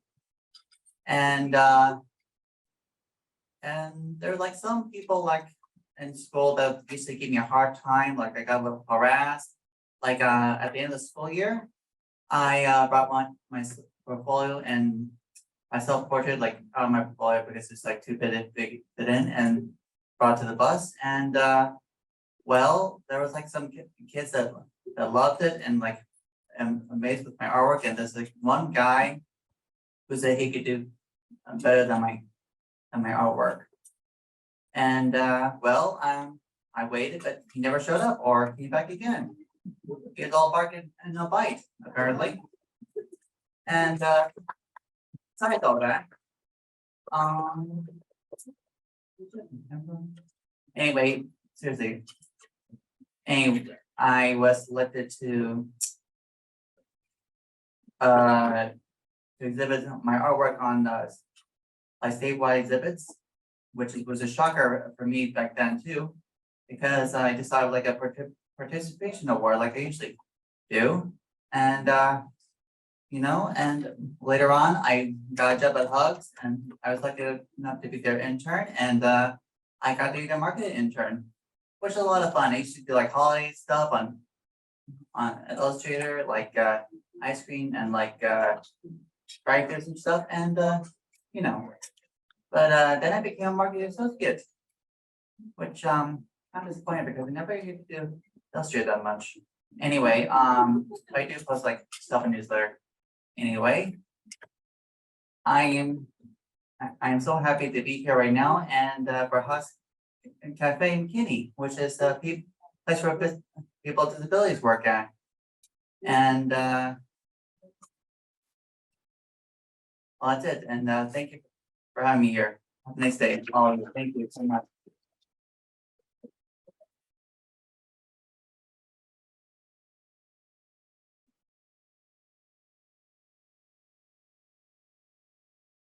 Let's give him one more round of applause. Isn't that amazing? Hope you'll take advantage of the opportunity to stop by and meet Mr. Vetta and get a copy of the poster and have him sign it for you, so you can take it home, put it on your wall in your office someplace, and tell the story behind it. When you put it up, put it in your office, and people will see it and ask about it and tell the story, and what an inspiration and what a great story you have to tell today. So thank you. That's absolutely wonderful. All right. As a reminder, let's get rid of that page. That was that. Okay. This is like a 15-page program. We've got a lot to do today. Let's move on to the next part of our program, and that's the Lex Frieden Employment Awards. That's an important part of why we're here today, and we want to move on to that. So I want to invite our GCPD committee member, Ellen Bowman, and Disability Chamber of Commerce RGB board member and Texas Workforce Commission Business Relations Coordinator for Region 6, Vanessa Vetta, to the stage to present our first award of the afternoon, the Lex Frieden Award for the Large Employer. Ellen Bowman and Vanessa Vetta.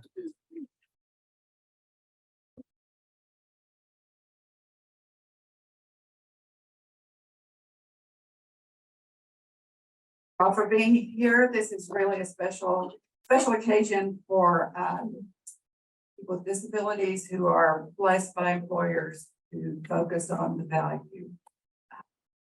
The winner of the 2023 Lex Frieden Employment Award for Large Employer is the University of Texas in the Rio Grande Valley.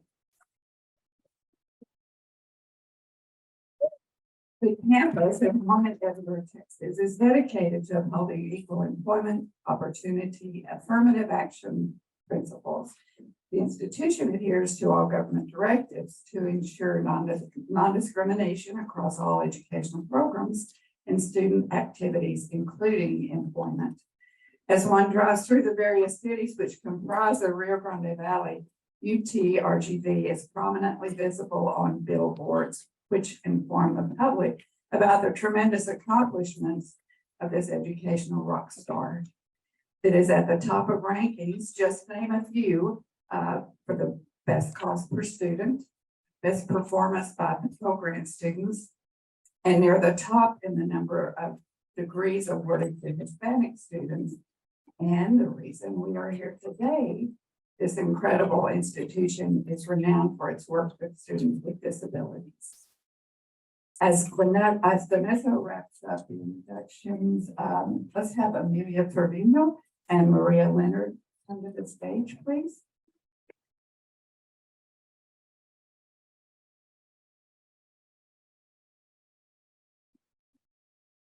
Among UTRGV being a very proactive university in inclusivity, they have also collaborated on several special initiatives that include hiring people with disabilities, being able to help them retain employment currently, and also helping individuals advance in employment. Among all the collaborations that they have done, they have also stepped into the world stage by nominating their SOAR project to Enactus Expo and brought home that first place award. Let's have a round of applause for that award, please. Among the collaborations, UTRGV has collaborated with the Texas Workforce Solutions, ER Services, with the Valley Association for Independent Living, the Disability Chamber of the Disability Chamber of RGV, and Workforce Solutions. UTRGV is once again an award-winning program. Congratulations on being the Governor's Committee 2023 Large Employer. Let me first introduce Ms. Amelia Trevino. She is the Assistant Director, Talent Acquisition and Student Employment Human Resources, and she will be followed by Ms. Maria Leonard, who is also an Assistant Professor of Practice and Director of Social Impact at the College of Business. Amelia.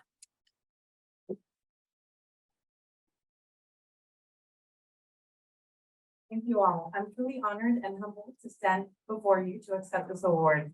First and foremost, I'd like to express my gratitude to the Lex Frieden Awards Committee for bestowing this incredible honor upon the University of Texas Rio Grande Valley. What started out as a small pilot program has now flourished, and I'm happy to share that we are now working on our 5th cohort of skills training to employment project, or as we call it, STEP. It's a privilege to be recognized for our commitment to accessibility in the workplace. I want to extend my heartfelt thanks to all of my colleagues who have contributed to make the STEP program a success, and for the openness and willingness of departments to take on this challenge and make UTRGV an acceptable workplace. Additionally, I would like to thank Vanessa Vera from the Texas Workforce Commission, Vocational Rehabilitation, and her team for allowing us the opportunity to participate in the STEP program. I'd also like to thank all of the individuals that have participated in this experience. And lastly, I'd like to thank my supervisor for believing in me and allowing me to participate in this project. This award is a testament of the collective effort, creativity, and dedication of every person who has somehow impacted this project. It's your unwavering commitment that has made this achievement possible. I'd also like to acknowledge the importance of the Lex Frieden Award itself. Dr. Frieden's tireless advocacy for disability rights and inclusion has left an incredible mark in our society. It's a reminder of the ongoing work we must do to ensure that all individuals, regardless of their abilities, have the opportunity to thrive in the workplace. Thank you again for this incredible honor, and congratulations to all of the winners for today.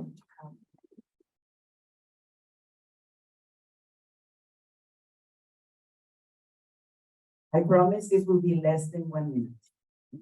We are on the 4th year of students at the University of Texas Rio Grande Valley, specifically to the Robert C. Baca College of Business and Entrepreneurship, and the group called Enactus. Excuse me.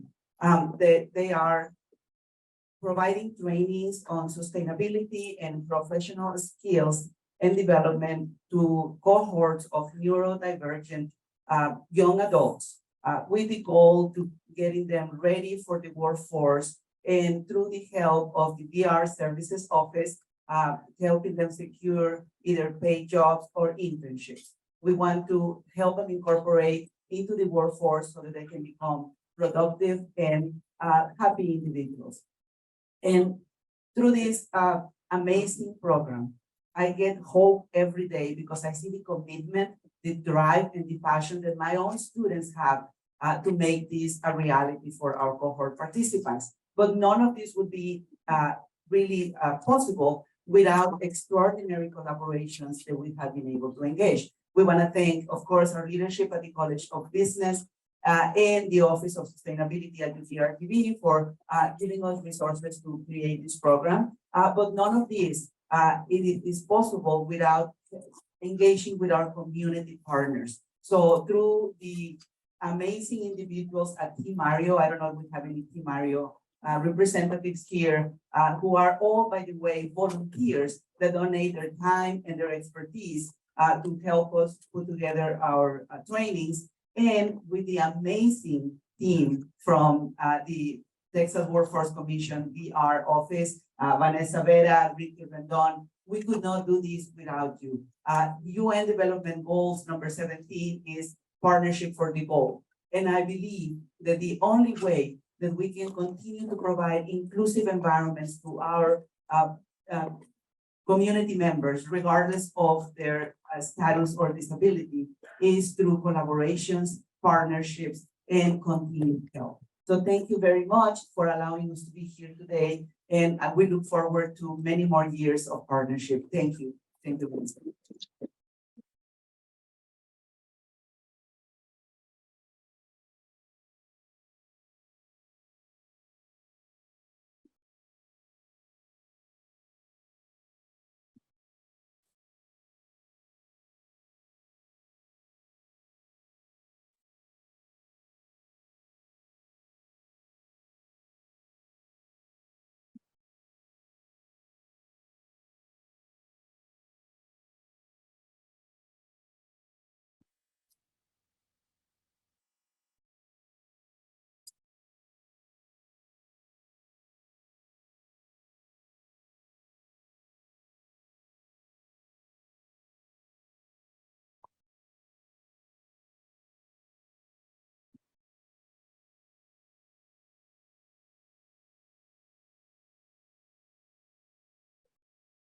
Let's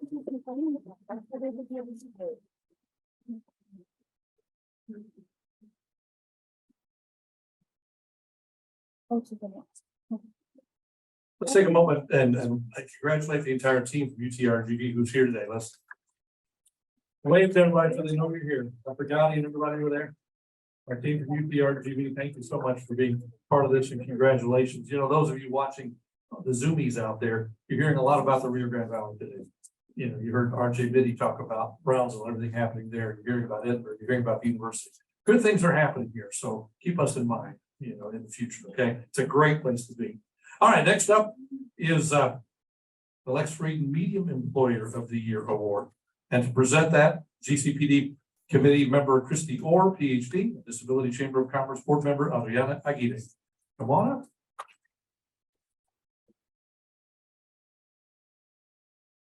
Thank you. Fully inclusive hiring, including those applicants with disabilities, is a commitment honored by True Harvest Farms, this year's LFEA Medium Employer Honoree. This business is growing its products and its reputation in Belton, Texas. Their extremely talented employees are handpicked from, and I quote, one of the most under-recognized populations in our community. These employees represent 25% of their work group. True Harvest Farms hiring team matches the right applicant with the right job, a first step to success. Of its own volition, this business has developed a unique disability awareness training, which fosters comfort, accommodations, inclusion, team support, supervisions, promotion, and success. They partner with local vocational rehabilitation services and independent school districts, with everyone focused on a similar goal: successful job matches and meaningful and sustainable employment. Unfortunately, True Harvest Farms could not join us here. They are all in all hands on deck mode with this week's grand opening of their newest greenhouse. They continue to grow. We will accept the award on their behalf and look forward to getting it to them for their growing awards cabinet. Let's watch this video submitted by Madison Delgado on behalf of True Harvest Farms.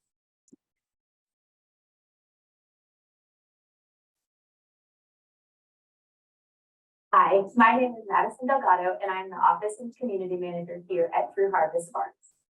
We are so honored to receive this award today and saddened that we cannot be there in person to hear about the wonderful things happening for people with disabilities in the employment world. When True Harvest Farms was first brought into conception, the owners Jason Max and Marshall McDaniel knew that they wanted to give back to the community in a meaningful way. The first few years of business were spent learning how to grow the most fresh, safe, and nutritious lettuce on the market and building relationships with our customers. 2 years ago, we really focused our efforts to the community engagement aspect, which included hiring people with disabilities. Currently, 11 of our 41 employees self-identify as having a disability. Several of our employees with disabilities will be celebrating their 2-year work anniversaries early next year. Our workforce is unique, talented, reliable, hardworking, and supportive of one another. When visitors walk through our doors, they feel welcome and comment on the inclusivity in our culture. When asked to comment on what employment at True Harvest Farms has meant to them, one employee's father said that his time at True Harvest has been transformative and that True Harvest has exceeded our expectations of finding an environment that understands, supports, and celebrates his unique strengths. Another employee said that their favorite thing about True Harvest is how helpful everyone is and how his coworkers are not his friends. The Belton ISD transition teacher said, the staff and employees not only make our trainees feel wanted, but they treat them like one of their own, taking our students under their wings, showing them the ropes with patience and kindness. Whether it is the high school students that come over for job training, the apprentices for the summer Earn and Learn program, or our own employees, every person that comes to True Harvest Farms receives the support they need to do their job successfully. We truly believe by taking care to match a person's skill set with a job, everyone can find meaningful employment here at True Harvest Farms. Thank you.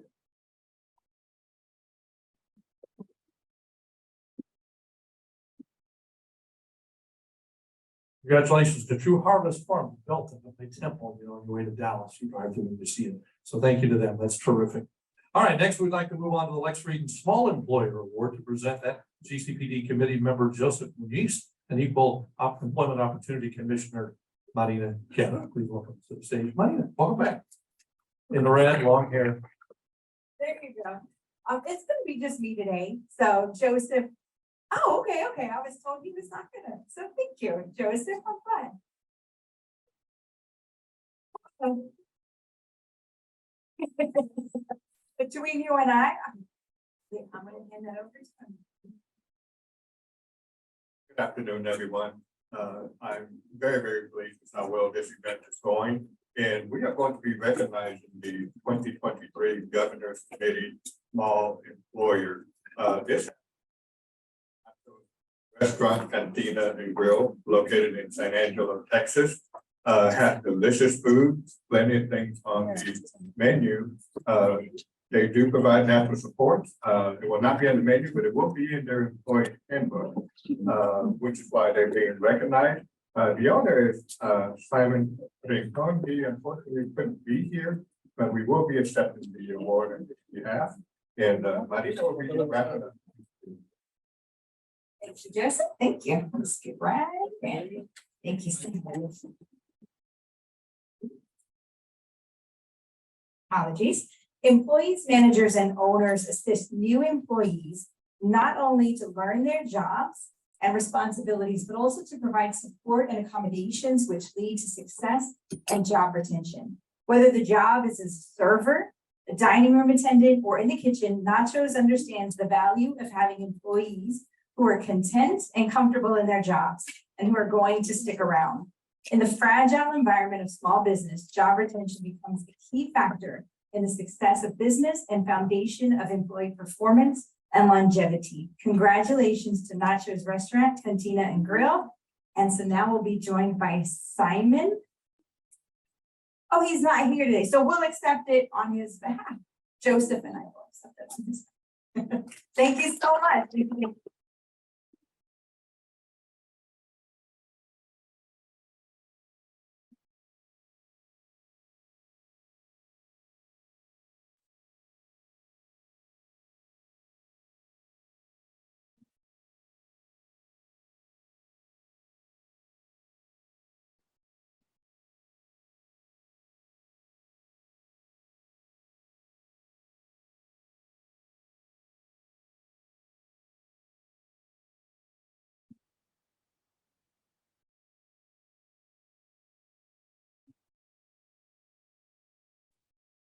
Well, congratulations once again to Nacho's Restaurant, Cantina and Grill in San Angelo. Never been to San Angelo, but now I have a reason to go, at least eat when we get there, right? Can't wait to try that out. That sounds great. Now for the Lex Frieden Nonprofit Award, here to announce our Texas Workforce Commission Director of Vocational Rehabilitation Division, Cheryl Fuller, and Texas Workforce Solutions Vocational Rehabilitation Services Regional Director, Larry Elliott.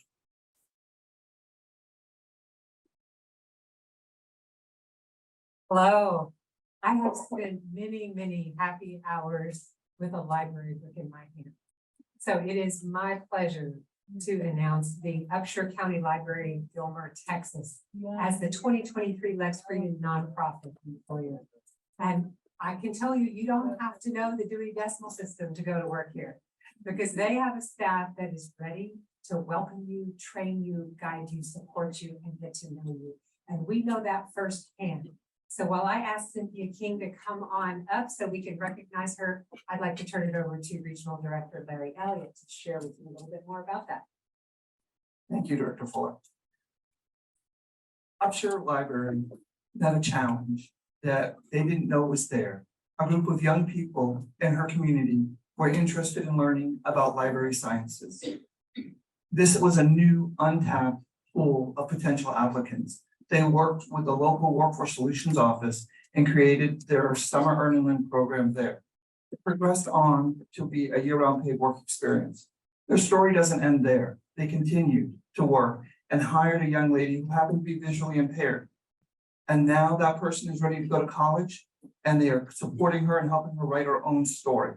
We are really honored to have Upshur Library as our nonprofit employer of the year.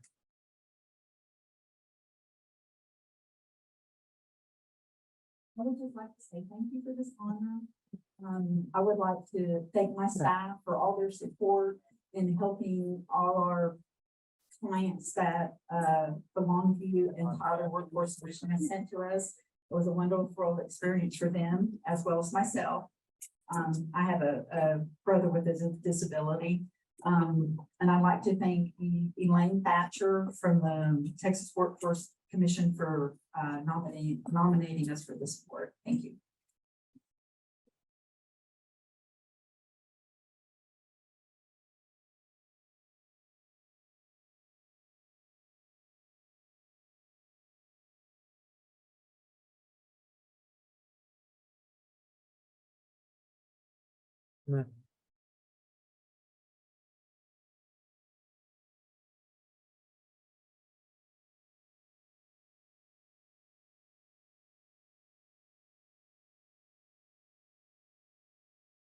Congratulations, Upshur County Library, Gilmer, Texas.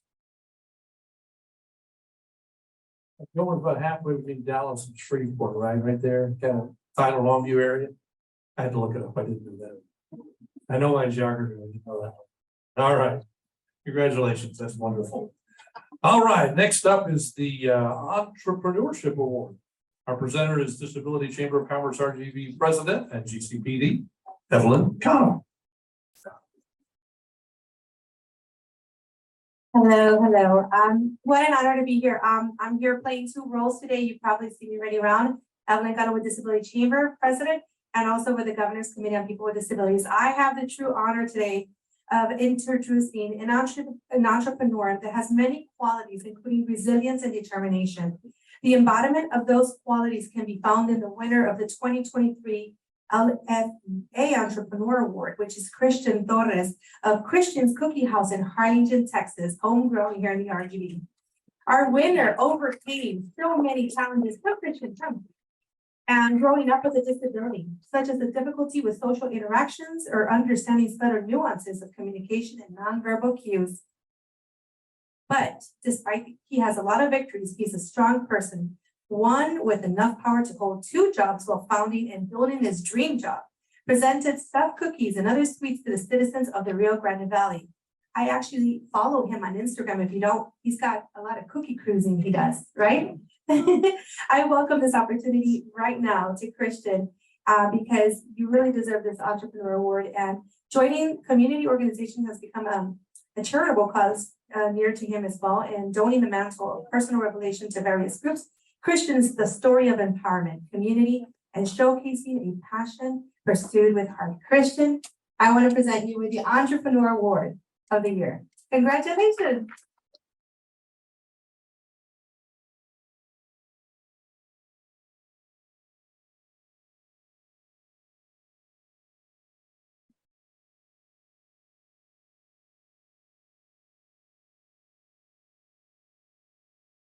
Is this thing working? Oh, okay. Good afternoon, everybody. My name is Christian Torres. I am 21 years old and I am the owner of Christian's Cookie House from Harlingen, Texas. And I am so blessed and honored to be here today. And I give God all the honor and glory. If you would just give me a few minutes to share my testimony, and I will tell you how it all began. We started the cookie business in 2020, my senior year. This was during the COVID pandemic. So we were quarantined with nowhere to go, nothing to do. During that time, my mom was baking, was always baking. My dad and I were always eating the cookies, and we would split the work with her 50-50.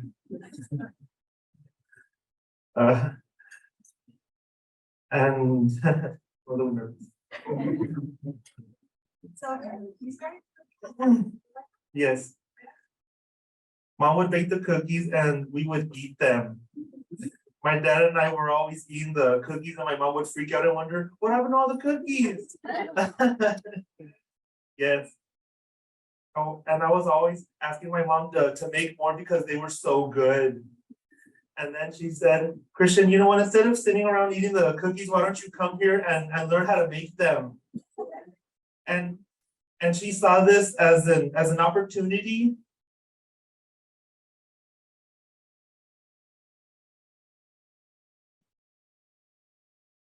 for me to learn a new skill set. Through the cookies, I learned how to read and follow different recipes by learning to use a scale, using math conversions, researching cookie techniques and styles, and bringing in my own creative ideas. We started selling cookies to family and friends, and before we knew it, we had a business. We posted our business on Facebook and Instagram.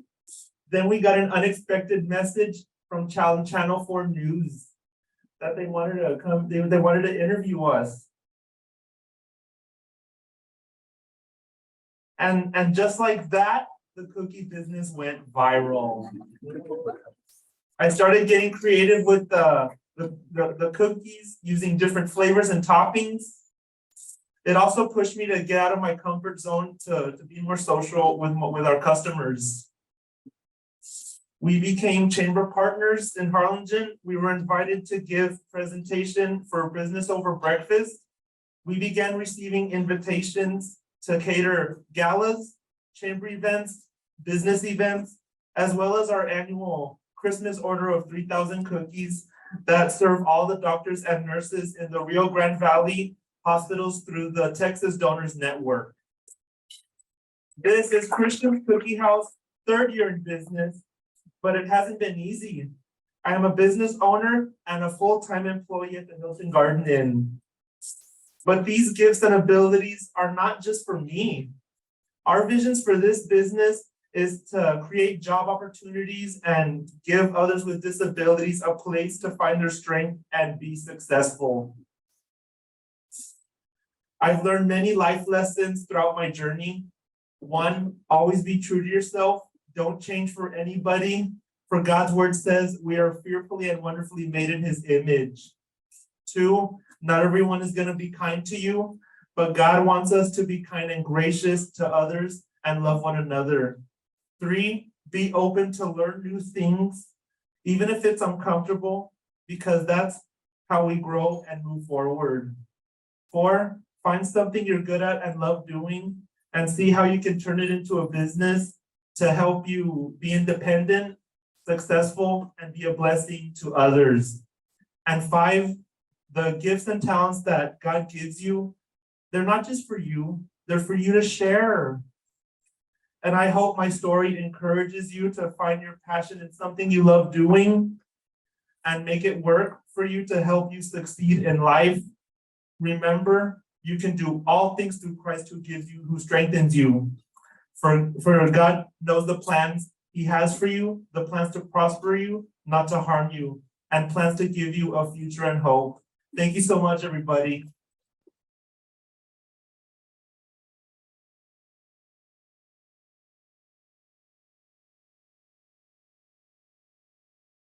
The problem is that KRGV's right here. Tim Smith, you guys gotta interview him too.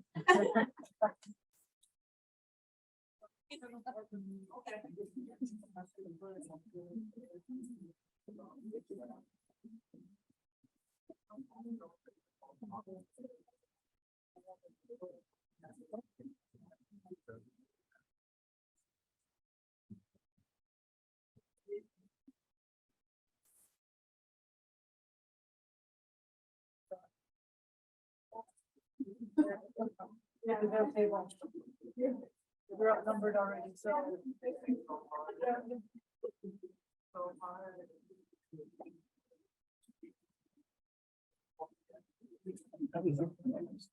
Congratulations once again to Christian. What a great story, isn't it?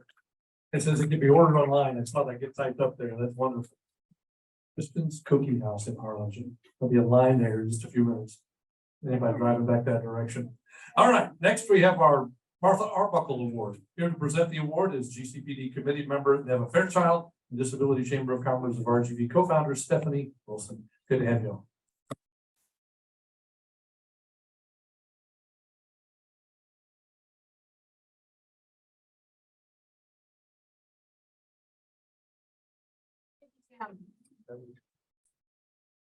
Know about y'all, but Christian's story just zapped my brain. My script is gone. I will tell you that I'm so honored to be here and to present the Martha Arbuckle Award. A part of the Lex Frieden, which I also have to tell you, I only learned was Frieden this year. I always thought it was freedom, which really it is. Employment for people with disabilities is freedom. The Lex Frieden Employment Awards gives this Martha Arbuckle Award each year to an innovative program for people with disabilities. This year's winner is the Valley Association for Independent Living. And the Valley Association for Independent Living, VAIL, is rooted in the Rio Grande Valley. It is consumer-driven, consumer control. People with disabilities manage, staff, and support this community. And VAIL is being awarded this prestigious award in memory of a distinguished and honored fighter for the rights of people with disabilities, Martha Arbuckle. At this time, I'd like to invite Ricardo Medina to come to the podium while Stephanie continues to tell you more about VAIL.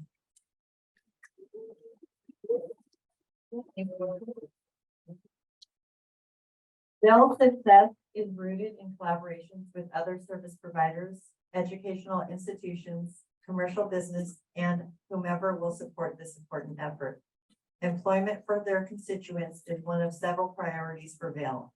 Community partnerships and a creative staff build and support the foundation for success in this arena. This involves identifying employment opportunities, participating in job fairs, certification assistance for specific careers, access to assistive technology, a holistic approach to providing supports, and working toward permanent employment for those they assist. This program can be easily implemented in communities around the state of Texas, and the Governor's Committee welcomes your inquiries on how to get started. Congratulations to our 2023 Martha Arbuckle Award winner, Valley Association for Independent Living, Mr. Ricardo Medina.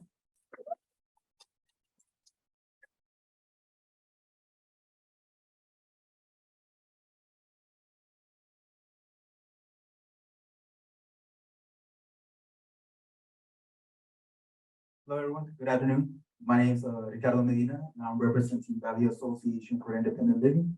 I'm a program manager within the agency. I'm actually out of Laredo, Texas office, so the other side of the 956. Valley Association for Independent Living is honored to be presented with this year's Martha Arbuckle Award. Not only does this award celebrate our achievement, but also acknowledges the importance of the values that we hold. For us, creating an inclusive and accessible work environment is not merely a choice, it is our mission. We at Bell firmly believe that every Texan, regardless of ability, deserves the opportunity to thrive, contribute, and reach their full potential. It is why our core principle is to maintain a consumer control status in which Bell is actively managed and staffed by people with disabilities. At Bell, we ensure that our workplace is accessible, not just in terms of physical features, but in terms of our policies and our attitudes. These core values have established a foundation for our staff to eagerly promote our mission and to collaborate with different entities across South Texas. Bell has forged valuable collaborations and partnerships with various organizations such as Texas Workforce Solutions, Vocational Rehabilitation Services, local chambers of commerce, juvenile courts, disability chambers, school districts, and numerous other disability-focused organizations. Through these collaborations, our initiatives have impacted Texans with disabilities by enhancing their employment prospects, equipping them with valuable skills and certification, providing essential assistive technology, and offering a comprehensive support services, all of which contribute to improve self-sufficiency, increase social engagement, and overall a higher quality of life for people with disabilities. To our Bell staff, this recognition reflects your hard work, your empathy, and your unselfishness to serve the individual. Your ability to learn from each other and willingness to accommodate and to adapt are highlighted today in the form of this award. The journey toward inclusivity and accessibility is a collaborative one, and we wouldn't have come this far without your assistance. To our partners and to the community that we serve, we extend our gratitude for your support. Our work and our efforts are ongoing, and at Bell will remain committed to the cause. We hope to inspire others to join us in this important endeavor as we continue to make a difference in the lives of people with disabilities. So from everyone at Valley Association for Independent Living, we humbly thank you for this recognition.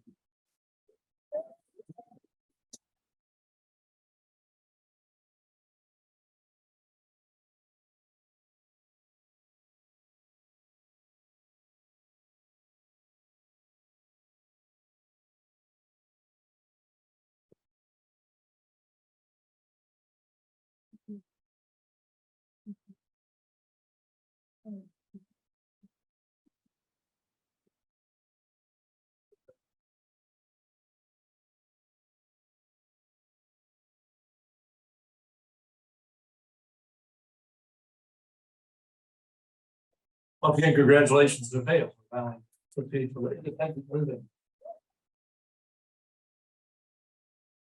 A lot of discussion with that organization over the years about how to get our weather warnings better on the screen for people who can't see it, can't hear it, whatever it needs to be to get it there. So that discussion continues. So thank you for all you do to make sure that we do our jobs to effectively get the word out during severe weather to people in our community. All right, now we have a very prestigious award here to present the Governor's Trophy Award is All-In sponsor, Driving Quest Director of Marketing, Dan Guerrero, and GCPD Committee Member, Evelyn Cano.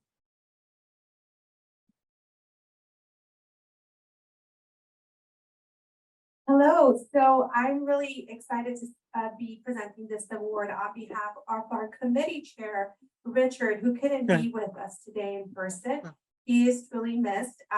So I'm going to start and then Ben will help me. The 2023 Lex Frieden Employment Awards Governor's Trophy is awarded this year to Dr. Lydia Fonseca, who is employed by the Valley Association for Independent Living in McAllen, Texas. Dr. Fonseca's work infinitely enhances employment opportunities for people with disabilities through coordination of job fairs, assistive technology, demonstrations, providing employment preparatory programs, ensuring accessibility of facilities, and much more. I am very honored to invite Dr. Fonseca to start coming to the stage right now and to have Mr. Guerrero conclude with a little bit of her introduction and bio next. Thank you. Dr. Fonseca, and she is, and I will get into this a little bit later. Dr. Fonseca indeed has a broad reach. She has an untiring impact on transportation programs, education, healthcare, youth employment, and community engagement. She is ingrained in statewide, regional, and national leadership with various organizations focused on the goal of competitive, integrated employment. Her efforts are marked by her passionate and unwavering spirit of advocacy and empowerment. She embodies the principles of disability justice and leaves her mark on a wide range of disability issues covering local, state, and national levels. I'm not going to take credit for this, but I wish I could. This is a great line. We have in our midst the embodiment of the force of nature. It is with my distinct honor to present our 2023 Governor's Trophy recipient, Dr. Lydia Fonseca.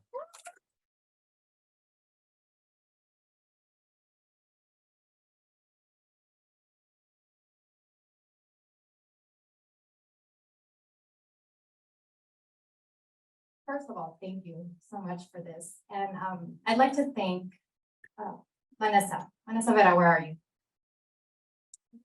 You're right there. You know, I'm honored to be given this award, to be this year's recipient of the Governor's Trophy Award, but I would not be here if it wasn't for the partnership and the people that have worked with me to help me champion all these efforts that we've talked about today. And one of those persons is Vanessa. Another one is the great team at Disability Chamber of Commerce, Driving Quest, ASI, the RGV Down Syndrome Association, UTRGV, all of the folks here in the room we've partnered and collaborated in one way or another. You know, I'd like to say that we're doing some great things in the RGV, y'all. We are number one. I'm sorry to say, but we are. And, you know, just recently I went to a national conference in California with other centers for independent living who focus on independent living and helping persons with disabilities. And they are seeking help. They all come through these barriers at their states where they're having issues and they cannot really increase the employment opportunities for persons with disabilities and the ones that they serve, and they're looking to us. But I really want to expand the program that we're doing in the RGV to the entire state of Texas first, before we, you know, start expanding across the nation. I mean, why not? Texas needs to set that standard. And so I guess my call of action today is, if you're a VRC, a vocational rehabilitation counselor, if you're in the VR world, if you are an authority, a director in the state VR agency, work with your local centers for independent living, because we're already doing that work as well. We'll leverage resources, we'll work with you. And I'm probably giving more work to Evelyn and to Vanessa and to Ricky, but hey, we'll be willing to work with you guys. I've heard of other parts of the state that want to open more disability chambers, and wouldn't that be amazing to have all of them and most of them in the state of Texas, right? And I really, really would love to thank and honor our Vail staff. So if you are a Vail staff member, a volunteer, an intern, or a board member, can you please stand up or raise your hand? Can we please give them a round of applause? Yeah, with everything that we've talked about today could not be completed without them. They're the ones that provide those direct services. Once we develop the programs, once we create these innovative projects, they're the ones that are handling it on the ground as well. And I'd love to thank my executive director, Susan Nelson, because she has trusted me, given me the flexibility to be able to do this. She's an amazing leader for our organization. And I'd love to extend my congratulations to her as well for this, because I would not be here without her trust and her leadership and mentorship. And most of all, I'd like to thank my family. I do have my family here today. I'm so lucky to have both my mother and father here who have supported me since I was in the undergrad program doing rehab services when it was still UTPA. And they helped me throughout the entire program and supported me. And also my husband, he's been a trooper, because when I have to go to conferences or when I'm working at 8 or 9 o'clock at night, when we're on webinars trying to figure something out for our events, he's the trooper. He's the one holding the ground with our kids and has supported me with this as well. And I would just love to thank everybody here. You guys are all champions. This award goes to everybody here in the RGV as well. Thank you.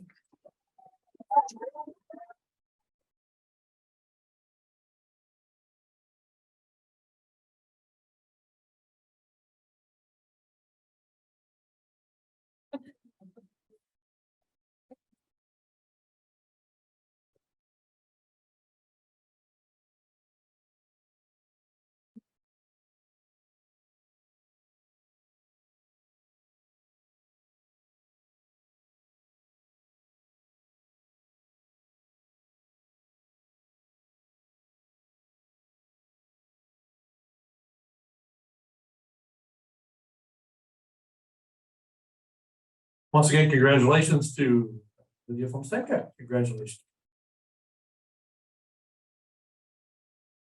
I'm gonna ask that, Mr. Ben Guerrero, stay with us today. This event wouldn't be possible without sponsors. We have a lot of great sponsors in the room, and I will thank them, at the end of today's program. But in particular, I want to introduce, Ben Guerrero. He's gonna say a few words on Driving for Success and that initiative they have going on. And due to his sponsorship, this is why we're here today. So thank you so much. Thank you, thank you. It really is an honor, actually, to be here today. And it's actually a team effort. This is the Driving for Success, Driving Quest team that's sitting here at table 4. So guys, if you guys would stand up for everybody to kind of give them a hand. Guys, what I'm going to talk to you a little bit about, this is our team, Driving Quest, which turned into Driving for Success, and which is kind of solidified through the Driving Zone. So we put together a program that was really, really unique that we were challenged with. Originally, Driving Quest was challenged to try and put together something that would bridge the gap. The biggest gap and the biggest thing that we kept hearing and they brought to us was transportation is one of the biggest challenges that people with disabilities have to overcome. So they challenged us, and between a collaboration between the Educational Service Center, Region 1, the Texas Workforce Commission, and Driving Quest, we were able to develop and launch a platform called Driving for Success. Now, this platform is specifically engineered and written for individuals with disabilities. Just recently, or not that long ago, we made it the only, because we're from the Rio Grande Valley, as Tommy likes to say, we're from Texans for Texans, but we're from the Rio Grande Valley, and there was not one that was launched nationwide that was bilingual. So we wanted to make sure that that was the first thing that we kind of tackled. The second one, and this is the reason why I kind of brought up Dr. Fonseca. Dr. Fonseca, besides everything else she has going on, and I want to thank her husband, because she has a lot of stuff going on. But on top of that, she volunteered her time to help us, and we are the only program, the only online driver's ed program that offers ASL as part of teaching and developing and actually delivering our platform. So it's the only program that's ASL. We also incorporated the reciting toolbar for those that have dyslexia, those that are ADHD, those color blindness. And I kind of feel like I'm repeating myself because I've talked to a lot of you here today, this morning, but this is kind of what we put together, and we really truly feel like this is a tool that's going to help all of these students, all of these adults, customers, individuals with disabilities. So this is something that we really wanted to kind of thank everybody for being here. This is truly something that everybody needs. And like RJ said earlier, communication, that's big. That's the biggest part of it. And so this is what we've done so far. Like I said, with the collaboration with the Region 1 and the Texas Workforce, we offered to students that were 504 and special ed through the high schools. We offered free driver's ed vouchers. Between the months of March of this last school year and May, in 3 months, we licensed almost 700 students, okay, that were 504 with disability. In the Rio Grande Valley, 1 in 10 students graduates with a driver's license. 1 in 10. So imagine what that number is for individuals with disabilities. This is what we're able to do in 3 months. Imagine what we could do statewide.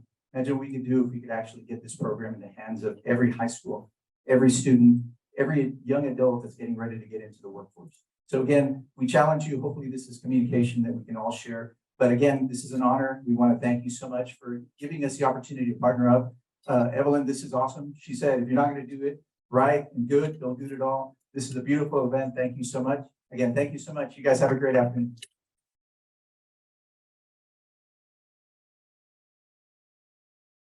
Thank you, Ben. Thank you for all your support of what we're doing today. It wouldn't be possible without you. So thank you for all you do. Okay, we're going to reset just a little bit. We're getting ready for a panel discussion. So we're going to move some chairs around. We're going to move this podium somewhere else and get ready. So don't go anywhere. It's not a break. It's just moving. So give us just a second to move.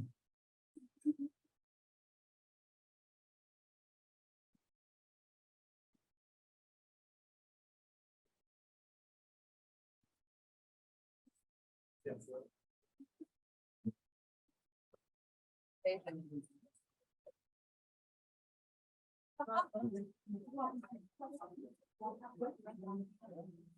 30 seconds. We'll get back started here.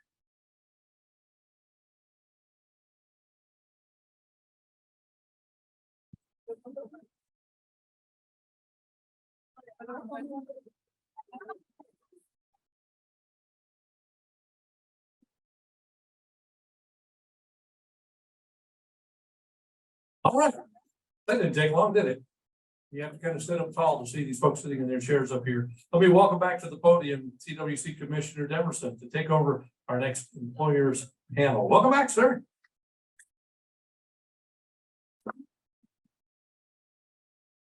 Mike is mine, so we're gonna move around long and again, just delighted to be here today with this. So let me get the panelists of the employers here. I'm Commissioner representing employers here in the great state of Texas. And so they're going to talk to you about what they're doing in that space as well. And so first off, let's bring up Amelia Chodorino, Assistant Director for Talent Acquisition and Student Employment at the University of Texas at Rio Grande Valley.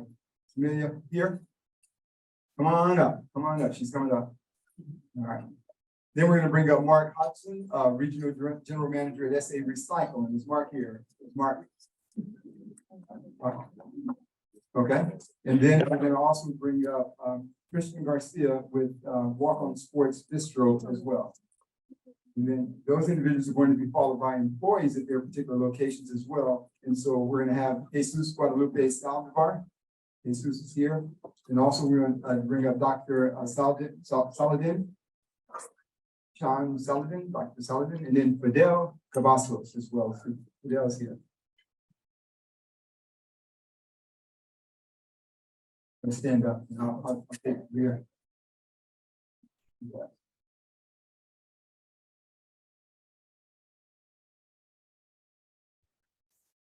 We're gonna make the adjustments and get this going. And so thank you for bearing with us.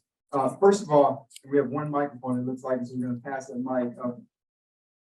We're going to have some introductions to our panelists, and so if you guys would just kind of go from, we'll start there, and you guys can pass from that standpoint. We're bringing other mics as well. We'll get you guys to introduce yourselves. Thank you, Leah.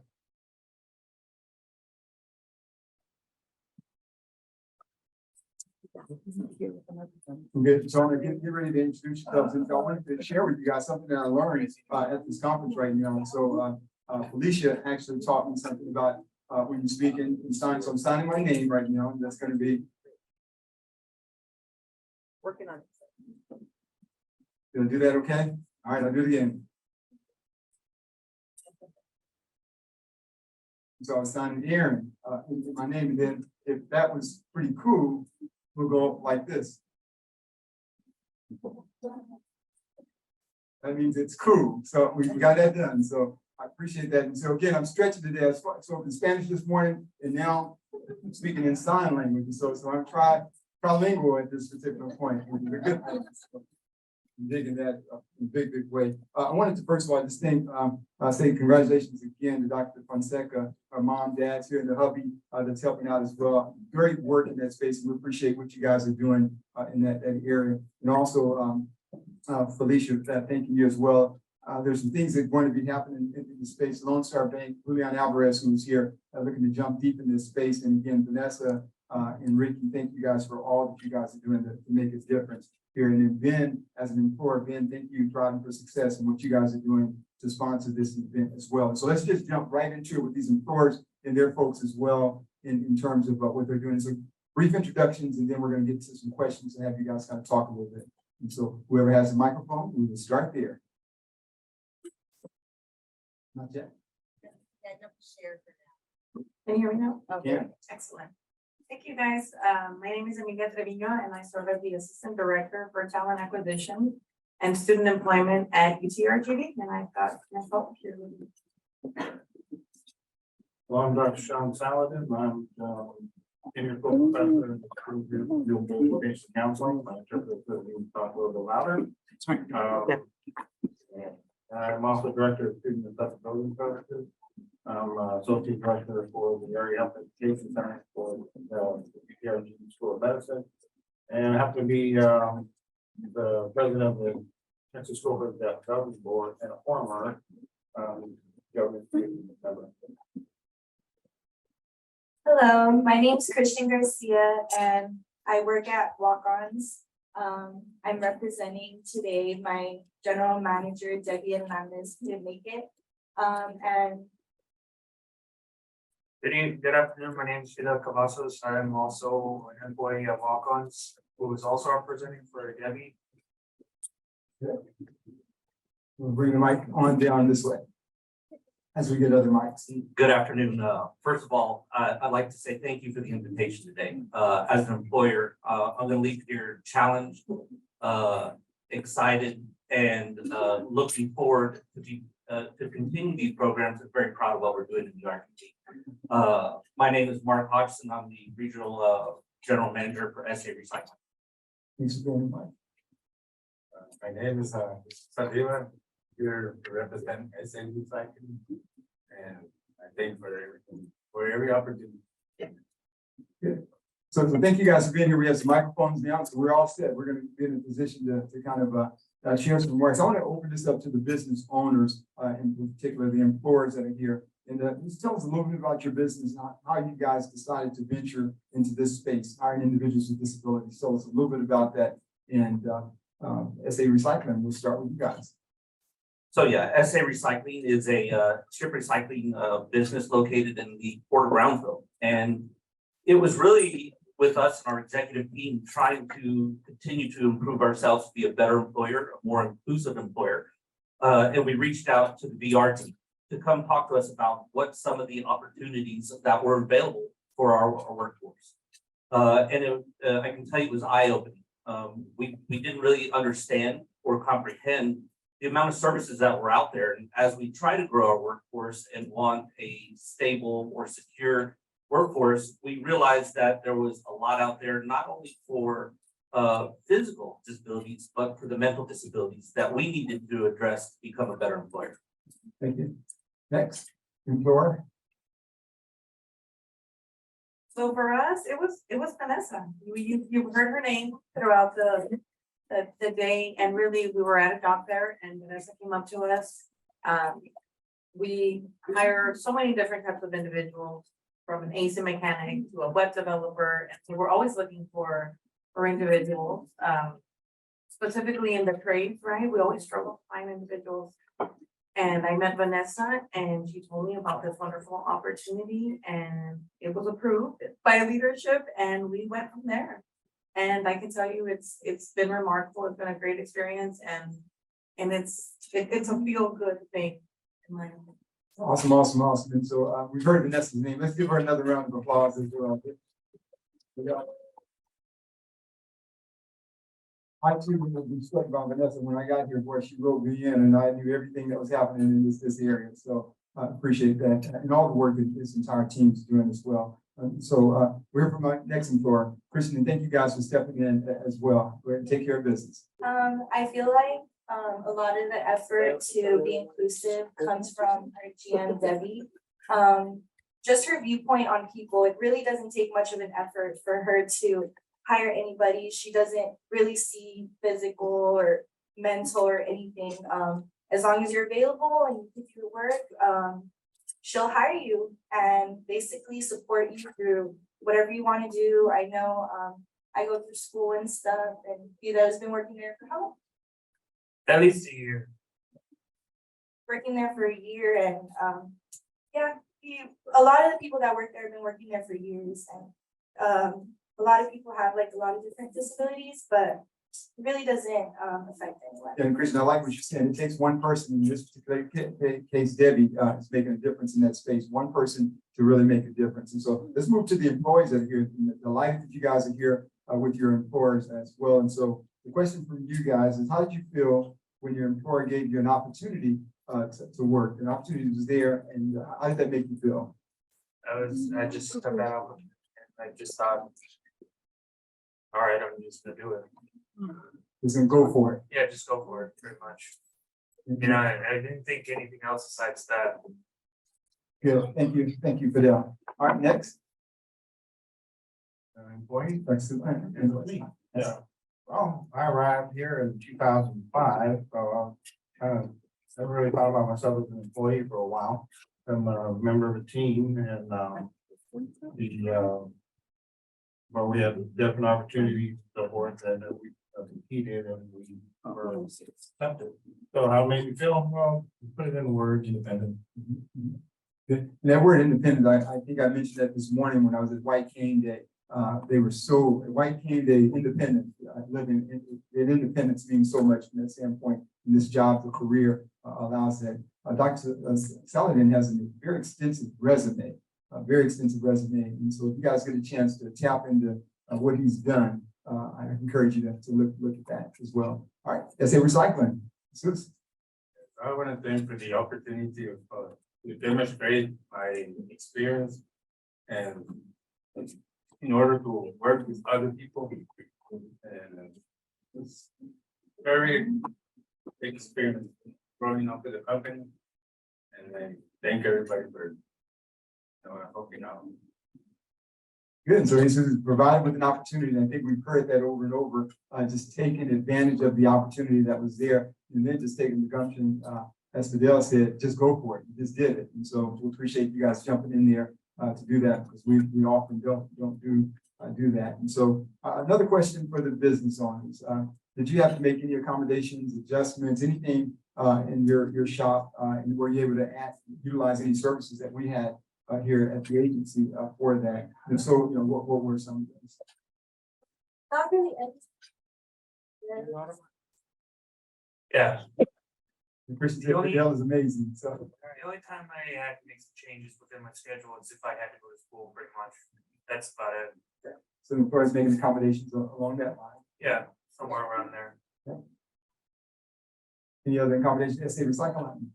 Well, first I've got to say is Jesus is being way too humble about what he does for the team. He runs one of our key departments that services 256 of our employees. He manages part of the tool room, part of the laundry department, and our lunchrooms. And that is critical for us in having all the supplies that are there. And he runs a phenomenal team and does a great job for us. Mark, I think that running a team like that, you'd have to have some leadership skills or the ability to get along with folks as well. His management skills, his leadership skills are unparalleled. And he's an example for the rest of our leadership group that we have. Not bad at all. Thanks for sharing that. So, And the accommodations, for us, it was learning at what some of the opportunities are out there and being a big scrap yard and that type A personality out there. We didn't realize some of the mental needs that our staff needed. So we brought in some grief counselors, we brought in some different counselors to talk to our team about diabetes, about proper health care. But really, it was interesting to see how many people did take advantage of that grief counseling and what it meant for them to be able to talk to somebody and express their needs. there you go. Okay, well, we're talking about the changes that were made by the accommodations that they made. Let me tell you, in 2005, it's the biggest change in the accommodations that I've seen from my employer, UTRGV, the legacy UVA, is the attitude. When I got here in 2005, there were buttons that did nothing as far as opening doors and so forth. We just to name a few things, the sidewalks are wider now. There's interpreters left and right. If you go to the graduation ceremonies, you'll see that there's captioning, there's interpreters, and there's card for everybody. So there's been so many changes, I can't even list them all. That I wasn't always, me and a few other people weren't always on top of the people when the changes needed to come, but now it's extremely receptive. Very, very receptive. I love the fact you talked about an attitude change. Basically, we had an attitude change with that. And then I love the fact that look at the success that we've achieved from that point. And then Dr. Fonseca kind of mentioned the call to action. How can we even do more down the line? And how can we stand that not only in our area, but Texas and statewide? And so that works out in a big way. The attitude, seeing the changes, and now even wanting to see more as we proceed forward. Go ahead. Just one more thing to go on. Sure. Now that I'm director of student accessibility services, I reached out to the student access council, student accessibility council, which is a group of students that self-identified people with disabilities. I meet with them monthly with the executive team, and they identify barriers, whether it's in the academic setting or the physical setting and whatever. And they bounce it off of me, and I give them advice on how to advocate for themselves, or we just do it ourselves. And so it's not just the employees that are finding barriers, and then it's all of our students. And the beautiful thing about it is they feel very comfortable coming up to me and some other people and saying, hey, this needs to change, or think about this. And sometimes what they want is unreasonable, but they're reasonable enough to have this open line of communication where they listen to reason, you know. And sometimes it's like, you know, I'm advocating more for them, saying, hey, you know, you need to really do this, this, this. And then they do, and things change. Love it. I mean, that whole process allows it to work. We have held a session for students with disabilities, and basically students with disabilities and internship opportunities. Probably 300, 400 folks on that video Zoom call, a Teams call, and I never saw so many heartfelt emojis go up. You know, if you're on a call and you see emojis that are going up, I mean, it was flooded with emojis because we had employers. They're actually talking to students with disabilities and showing that they wanted those individuals, just like these employers that are on this panel today. Many employers that are out here, I mentioned Julian Alvarez again with Lone Star Bank, excited about the fact that they're not only talking about it, but through Evelyn, they're going to do something about it. If he's not, I'm putting him on blast right now, so he's going to have to do something, but they're going to be doing some things in a major way. And that's what it takes from that standpoint. So proud to see the progress that's being made. Amelia. Yes, I'd also like to add that through our STEP program, the Texas Workforce Vocational Rehabilitation has also provided us with some accommodations, and even Vail has as well. So they've been extremely helpful in that sense as well. So all those accommodations that are out there for employers that are not aware of those accommodations, Melinda, Vanessa, again, this region, the statewide, Cheryl Fuller runs that team. And so there are opportunities for an employer to really take away those obstacles, any barriers or any challenges. But if not, you know, ask us a question. Don't assume that we can't do anything. Really give us an opportunity to prove that we can. And if we can't, and it's a good idea, then that gives Cheryl and those guys an opportunity to push forward. We're trying to make a difference in that space as well. So thank you guys for sharing. The accommodations are big. Love the fact that we're making progress. Love the fact that Dr. Fonseca is basically challenging us to do more, a call to action to do some other things. That's a beautiful thing. And so I know we have a short amount of time here, and so we're trying to hit it and get to the next level because you guys have been here all day. And so this question is for the employees. It says, what do you want to tell employers that are here today? So if you're an employee, you kind of touched on some of it, but if you're an employee, and you have employers here today, what do you want to tell them that might be interested they may be interested in hearing about folks with disabilities? What would you tell an employer about hiring an individual with a disability? Maybe asking if they could be provided at least one chance, maybe even two. Love it. Love it. And Fidel's mentioning something that quite often, there's something that I was advocating for at the Workforce Commission. Quite often when we have a position like manager, director, whatever position, it's automatically assumed that we know how to handle a person with disability, just like a person that's a veteran or so. You know, there are things that might be triggers, different things. And so to your point, you know, understanding that when a person doesn't make it to work or so, like I said, people with disabilities are the true problem solvers. In my thought process, they know how to take care of business. And so sometimes they may be going through some things that we can't even imagine from that standpoint. And so given that chance, that one or that second chance in a sense, but a manager has to understand that. If they've not been taught that or are educated about that, quite often they're making decisions like they would be doing normal. We're not saying providing anything special, but this is kind of taking a common sense approach to it in my idea. So thanks for sharing that. That's huge. No problem. All right. Ditto. Okay. Everything you just said.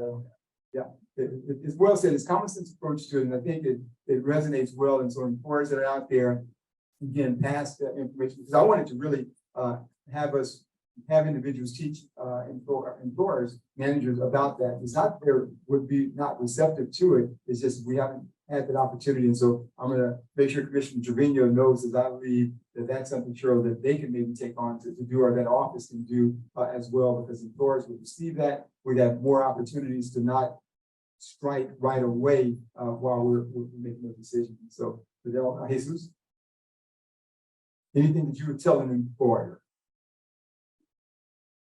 Yeah, the right as a person that don't have disability.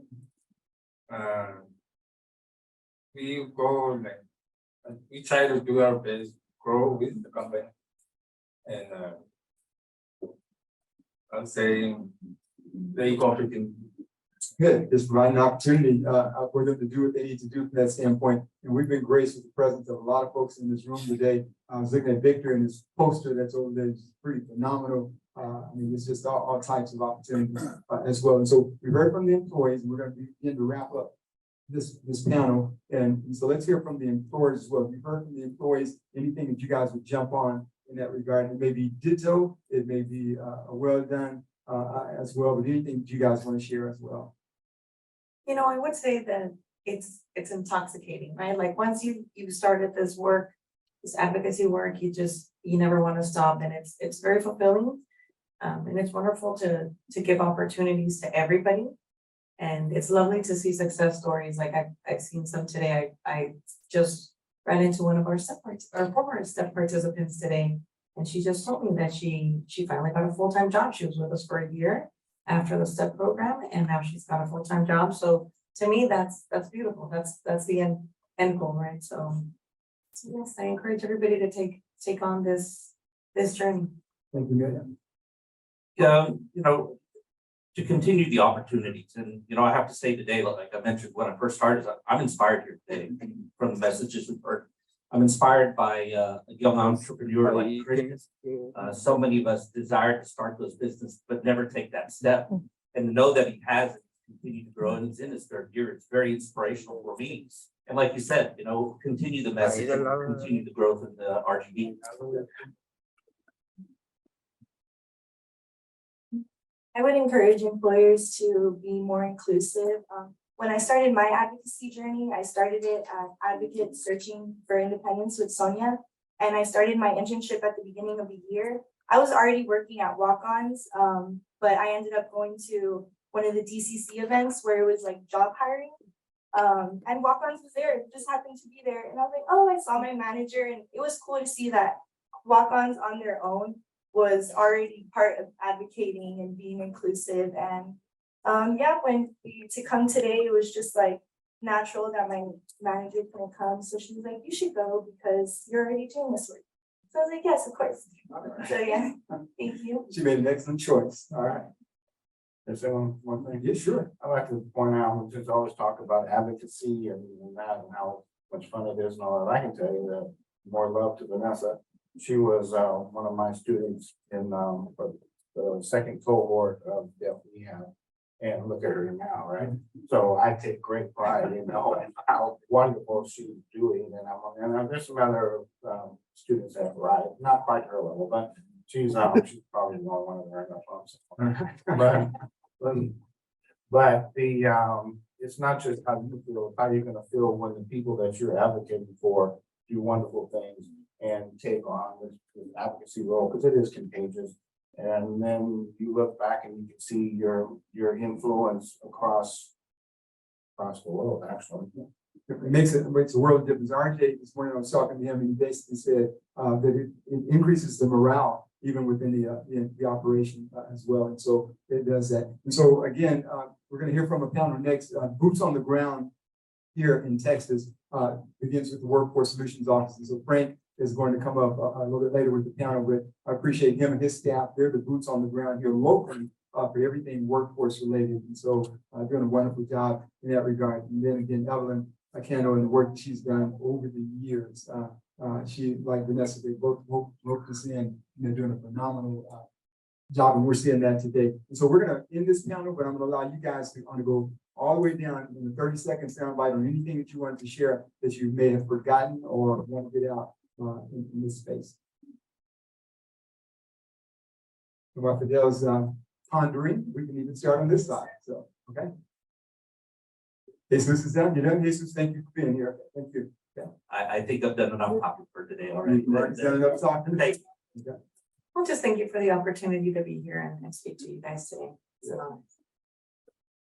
Thank you for inviting us. Thank you for your interest in serving people with disabilities. I've been in this business for since 1990, but before that I was a client of back then Texas Rehabilitation Commission. So I've been around rehab since I was 18 and I'm 60 now. Yeah, it's an impressive resume. Like I said, read that resume. He's done some amazing work. So thank you. I just want to thank DCC for the opportunity and hope to see you all at walk-ons. I recognize a lot of you guys already. Yeah, I got nothing, besides thanking everyone for the opportunity to come here and talk things out. Good, and thank you for being on the panel as well. And so with that, we're going to give this panel a round of applause and thank them for all you're doing. Before they go to sleep, remember, anything else? Am I all clear? We're good to go on time and everything else. I'm gonna share this quick story and then I'll share it, but I'll leave it here because we finished on time. I was in Mexico City years ago. And his grandmother was sharing, this guy was sharing, his grandmother was sharing with his grandson, the best way to be successful with your piano, your show and tell. And so she said, he was at third grade. She said, Mijo, in order to be successful with your show and tell, you need to do three things. Number one, you need to make sure that you speak loud so that they'll hear you. Then got that. Number two, you need to make sure that you speak clearly so that they understand you. Check, I got that. Said, last and most important, you need to make sure that you finish fast so that they'll clap for you. And so we're finishing fast, and hopefully you guys will clap for us. Thank you, guys.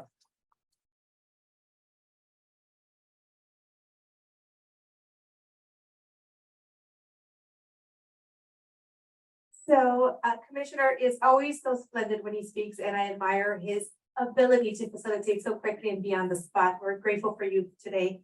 Bad news, Tim had to leave, but good news, I'm here. So I can help finish off today. We're so grateful to Tim Smith, and I just want to give him a thank you. And if you'll give him a round of applause, he's been here since 8:30 in the morning, but he's got to go do the news at 5 o'clock. So he's got to get to work.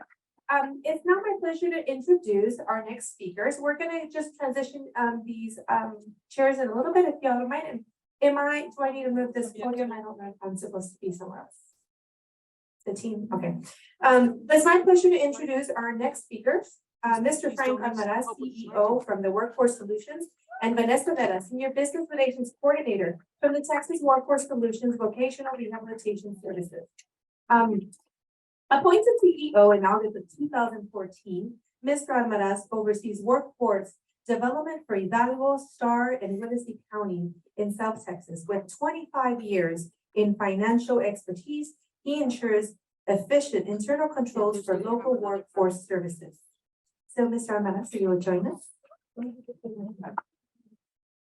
And I'm going to now introduce Vanessa. With a commitment to disability inclusion spanning over 2 decades, Vanessa Vera is the Regional Business Relations Coordinator. She collaborates with a diverse range of employers, academic institutions, and renowned organizations. Vanessa's recognition is a result of her innovative work in establishing inclusive work-based training programs that advance diversity, accessibility, inclusion for individuals with disabilities. And on a personal note, she's a Disability Chamber, also a board member and a very great friend. And I'm so happy to have her here with us today. You've heard her name a lot, Vanessa Vera.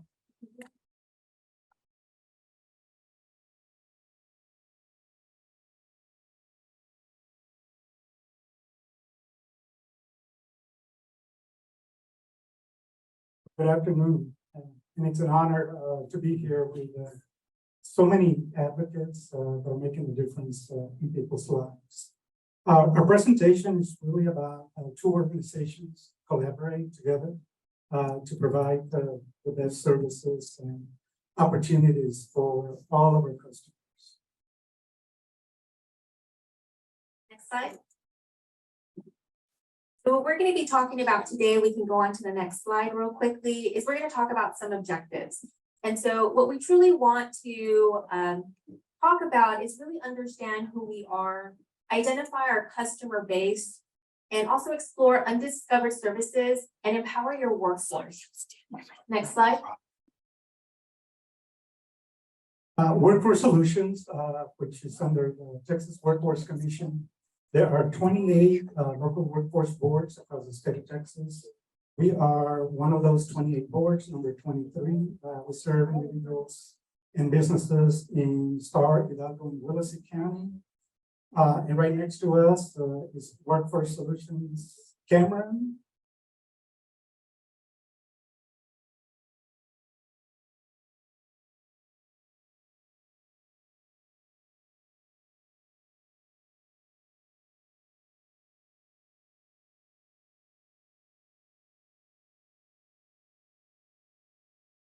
Right, thank you. And next to our board is Workforce Solutions Camera number 24. Just wanted to make another. Thank you. So as you notice on the screen, you do have two pictures of the state of Texas. And so we're all under the Texas Workforce Commission. But it's also really important to understand how we fit in as a big family.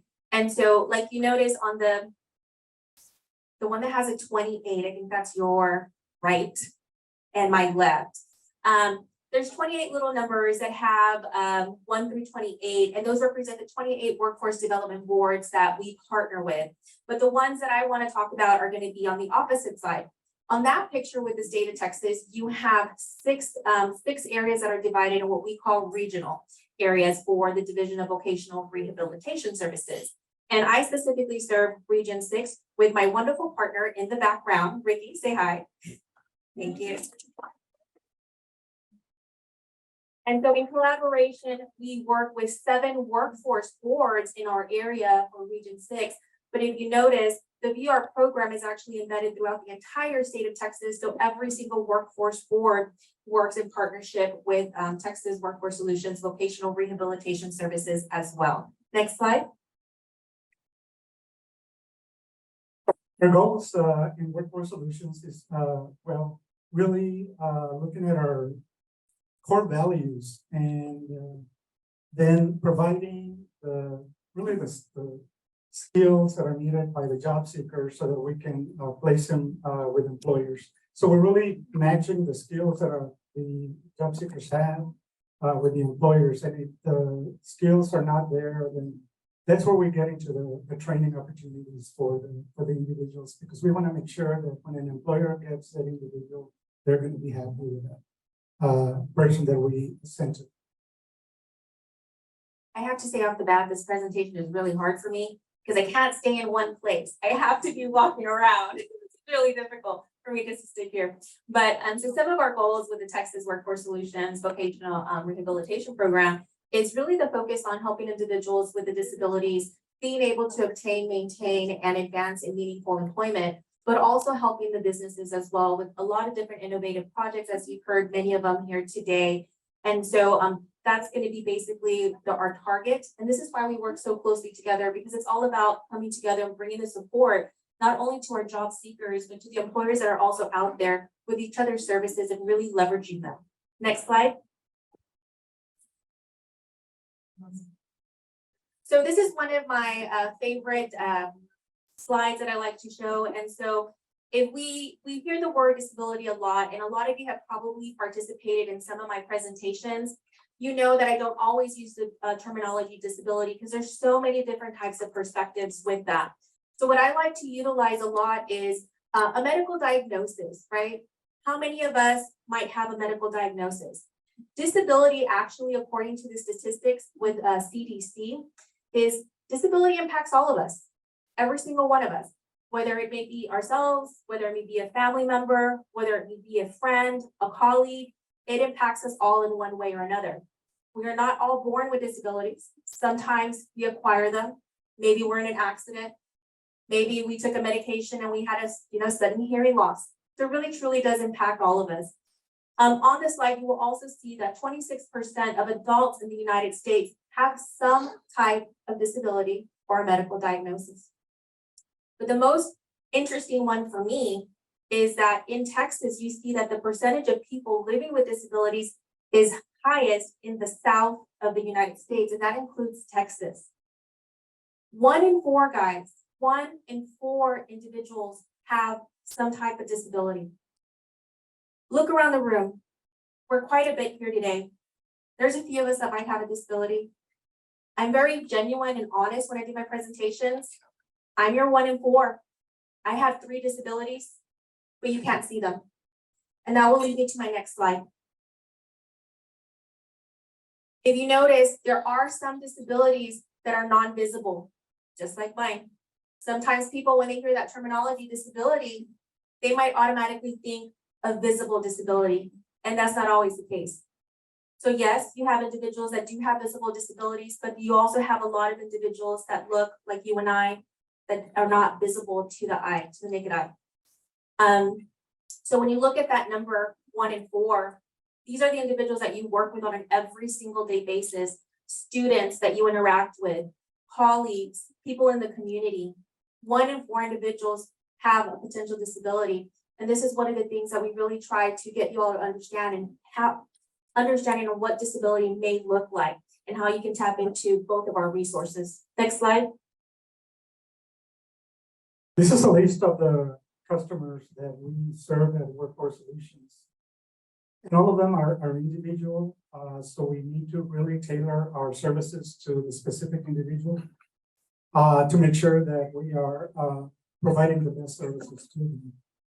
As far as the community partners, we work with quite a bit of community partners across the local area, like the housing authorities, or like RGB Focus. What we want to do is make sure that we can leverage the resources from partners, and that we can also serve both the employer and the job seeker, or a current employee that would like to upskill. Absolutely. So because I'm gonna start walking around. So when we start talking about dual customers, we really do look at like the different types of customers. When you're with Workforce, how many of you guys, just in the crowd, work with individuals who are veterans? Y'all know veterans, right? Do veterans may come back with some type of diagnosis, with a medical diagnosis or disability when they come back from serving? They might, right? So you have different, we serve veterans as well because they meet our criteria. We do have an eligibility criteria. We also have adults of many different capacities as well. We serve youth. We serve those individuals also that may be on the SNAP benefits, on TANF benefits. Maybe a lot of those individuals are in the Social Security, right? We work with a lot of those customers. We work with foster youth as well as our partners do. And my favorite, just as touched. There's so many individuals that have been just as touched that are trying to get back into finding employment or getting trained or trying to maintain their job or even advance in employment. This is where we really do partner in a lot of our resources to leverage that impact that can make them successful in getting a qualified job. You also have a lot of the businesses that we work in partnership with. Workforce is phenomenal. All of our workforce boards throughout the state of Texas are phenomenal when it comes to throwing huge events for job fairs, the Hiring Red, White, and You that's going to be coming up pretty soon. So that one focuses on veterans. But these are the type of resources that we really do leverage because this is where we partner and we say, Frank, what is it that you may need of us that we can support you? Is it, some individuals to be there to interpret? Is it individuals that can be a guide for individuals who are blind? So we really do support and our workforce partners, but also those businesses and partnerships. Because just like they do a phenomenal job with businesses, we want to make sure that we can provide that additional support as well where it may be needed. Next slide. Workforce Innovation Opportunity, that's really our primary grant that allows us to provide employment and training services to our customers. It also sets the system up for a one-stop system where customers can come from like all of the ones that you saw in the previous slide and get the same services so that they don't have to go to another agency to provide such services that are going to be specialized for them. One of the things that I wanted to add, now that I'm thinking, when vocational rehabilitation services went under the Texas Workforce Commission, we really did not know very much about the services that they provide. And so as time has passed on, we've learned a lot in Workforce Solutions. And so that's why now, especially with Ms. Vera, when she told us, that 1 in 4 have a disability. And so for us, that really opened our eyes, and because there's so many missed opportunities that we've had that we could have been using those resources that we were not using. So I'm glad that the Texas Workforce Commission decided to have our both organizations under the same umbrella. Next slide.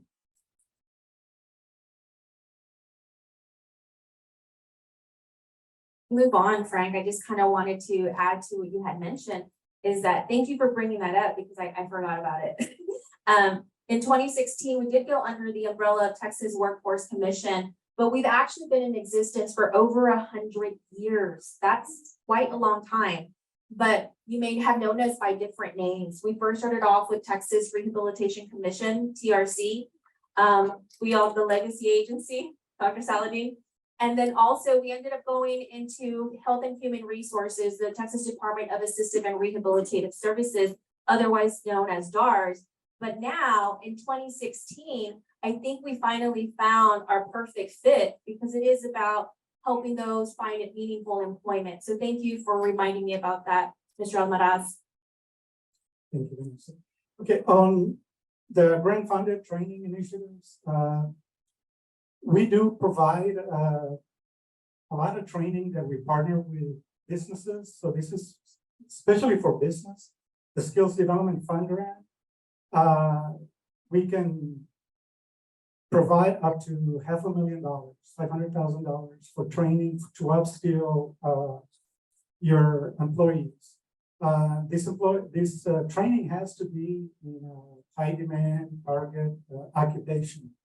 The ones that we've done recently are in healthcare, where in a hospital wanted to move like an LVN to an RN, or CNA to a patient care technician. The next one is a high demand job training grant. That's where we get a economic development corporation to partner with a community college to provide training, and then we select what employers are participating. For that one, we can match up to 150,000, and the EDC will provide the other 150,000. So there's like up to $300,000 for upskilling. The Texas Industry Partnership Grant, that's very similar to the high demand job training grant. It's $150,000 that we can match if we get either an employer, a corporation, or a foundation to provide the other amounts. And it's also to provide training for high demand, high wage occupations. And the apprenticeships, that's something that has been catching on here in the Rio Grande Valley for the last few years. And the good thing about apprenticeships is that there's a lot of individuals that are not able to go to some type of training program full time because they have to earn a living. So apprenticeships provide that to those individuals. Part of the time on the 40-hour week, or maybe longer, is in the classroom, but the other time it's actually on the job site where they're learning about the occupation that they're trying to get into. For example, there are electricians that go through that process. In construction, there are construction supervisors that also go through the apprenticeship process. And I want to encourage any employers that are here to please contact our office, and we'll be able to help you on any of these grants that are maybe available, so you can take advantage of those. Next. So this is my favorite.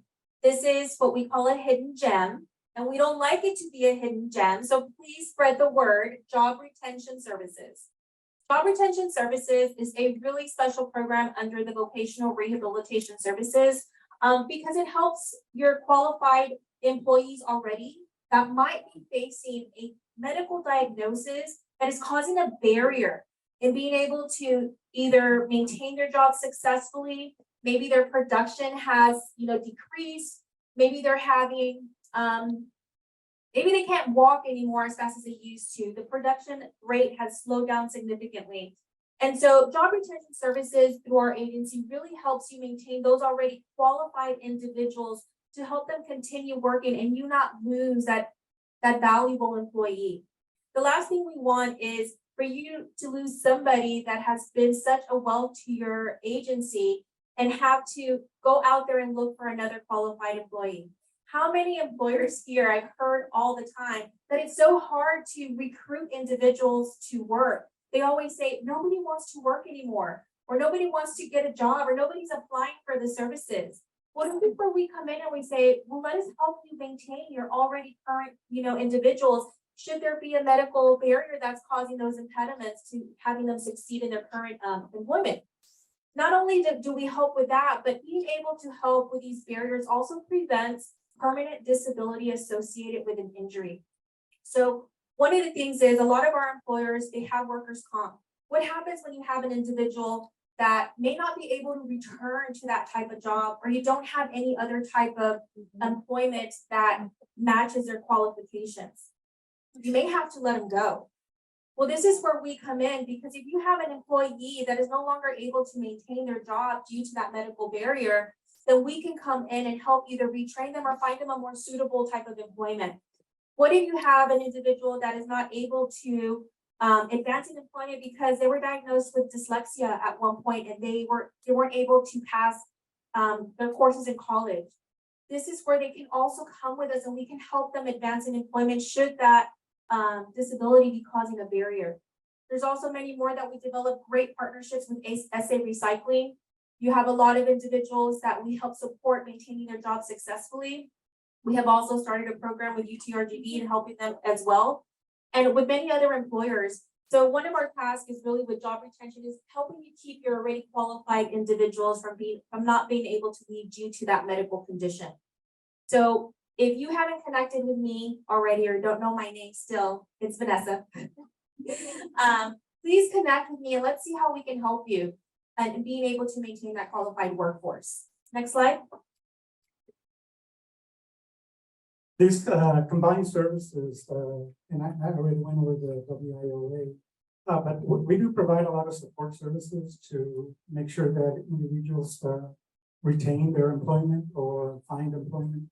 For example, like childcare services, it's a very important service in order for individuals to go to work. And one of the things that happens sometimes is that, with federal funding, we have to follow all the different rules that our funding sources require us to follow. That we cannot provide all the different services, but when we get with Vanessa's team, they're able to provide more services than just ourselves. For example, a lot of times we reach our limit, like for childcare, we don't have any more room. Well, they can do temporary childcare for a few months so that they're able to start a job. And it's sad when the individual finds a job, but they don't have the childcare. And so Vanessa can provide those under her programs. So it's really a team effort when we work together and we find instances where one of our programs may not be able to provide all the services. We work with the vocational rehabilitation services staff. Absolutely. So just like Mr. Almaraz had mentioned, we really, again, you're not going to hear enough of it when I say we really try to leverage our resources, whether it be financial resources, the resources for training, for employment. We really try to help each other out because at the end of the day, when you look at our workforce boards that may have a certain cap for, say, childcare services like he mentioned, or for a training. I'm going to give you an example. Say workforce has maybe 50 opportunities to provide training to an individual in a specific industry. But out of those 50 that are going through the workforce board, maybe 20 have a disability that could potentially qualify under the vocational rehabilitation program. Well, now we can partner and say, hey, Frank, let us help us take on these individuals to help them through the training as well. And then now we can give back to another 20 individuals that may not meet our criteria. So it's leveraging those resources. We're a program that's very individualized and we want to make a very significant impact in the entire state of Texas for our community. So whenever there's dual services that we can provide, we will try to leverage them as much as possible so that they can tap into what is available for individuals that have a disability and so forth with what's available with our workforce boards. One of the programs that we do, we have several amazing programs with UTRGV, and we have with the port systems that we've partnered significantly together. So it's just really leveraging that out. Next slide. We're probably gonna have to run through these, Mr. Alvarez. Just want to go through them real quick. We're running out. Yeah, some of the partnership opportunities where we partner together on a lot of different job saving events when we're recruiting at job fairs. We always have tables there so that we can work together and be able to recruit all types of individuals, young ones and older ones.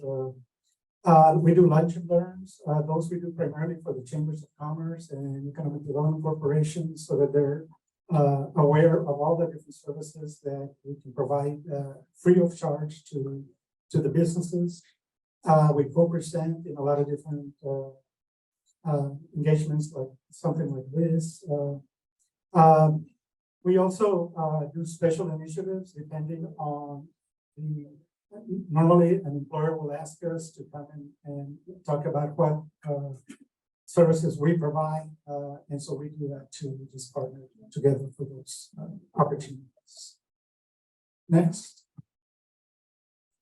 So on this slide, we're gonna run through them real quick because we're running out of time. This is information on how to get connected to myself and also with Mr. Frank Almaraz. And on the following slide, I really want you all to know, if we can go to the next slide. We're just gonna close this up with letting you all know that there are 12 business relations coordinators throughout the entire state of Texas. And on this slide, you have the business coordinators that takes care of each of those regions that you saw on that map. So get connected and see how we can help you out no matter where you're at. Thank you.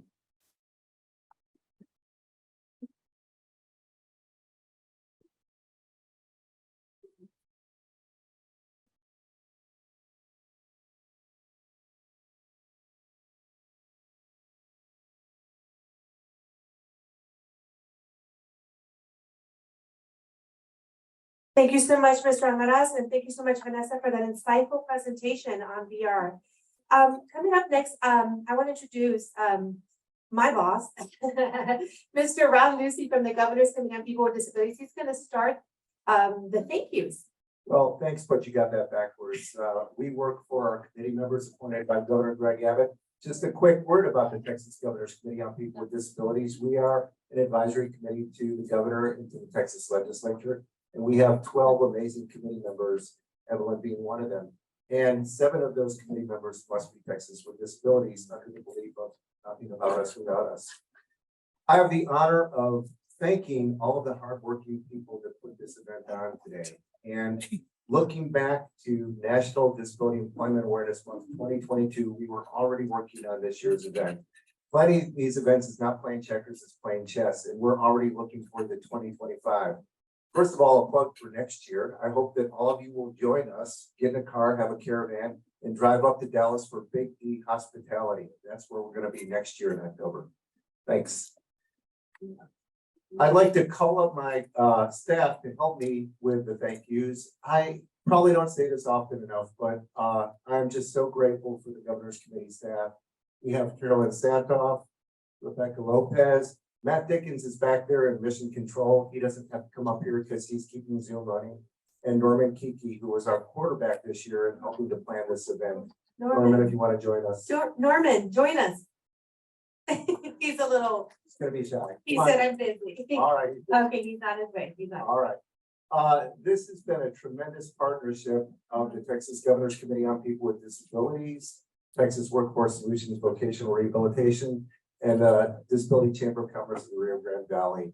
And I have an enormous list of people to thank, but I want to start by thanking you, Evelyn. You have been fantastic. Just tremendous. We are going to flower bomb you, and also Ezra Leal, if you call her up. Y'all have been 2 key contributors for pulling this event off and making it fantastic. So thank you so much. Ezra had to take off, but I will take her flowers. So holding two vases of flowers and a microphone is going to be just one of the many talents that you have. Next, I'd like to thank our friends and partners at Vocational Relocation. We cannot have a better friend or a better partner than our friends at Texas Workforce Solutions Vocational Rehabilitation. And I have a pretty big list, and I want to start with our business relations staff, starting with Melinda Paninsky and Benigno Sieves. They have done a fantastic job of planning this entire HireAbility forum, making it not just inspirational, but also a great professional development experience. So I'd like to start out by thanking them. We have gifts for all of our planning committee members. So if y'all would come on up when Rebecca calls your name. Melinda Paninsky.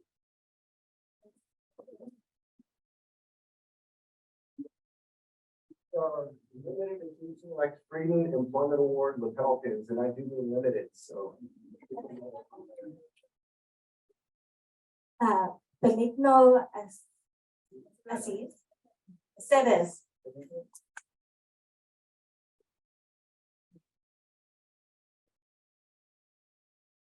Lisa Gibbons.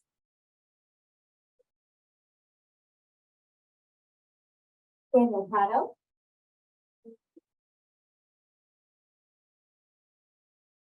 Cheryl Fuller. Larry Elliott.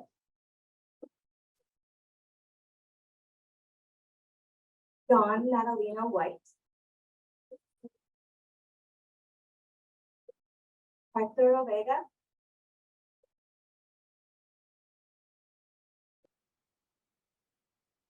And Larissa Luna.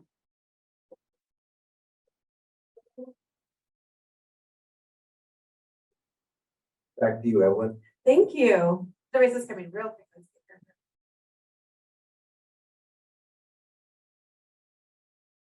So thank you so much, Ron. We're finally getting to the end, but this wouldn't be possible without the sponsors.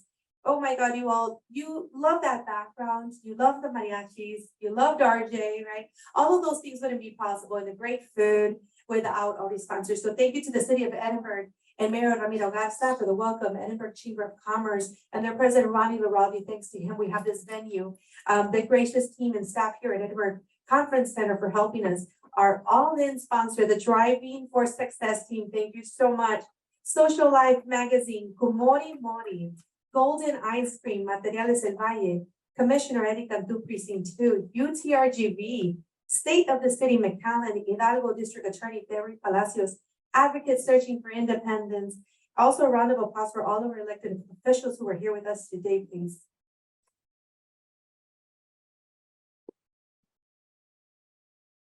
On a personal note, I would like to thank the Disability Chamber of Commerce Rio Grande Valley, chamber ambassadors, advisors, and board members who are here. You see them walking behind the scenes, helping us, our parents as well that are always with us.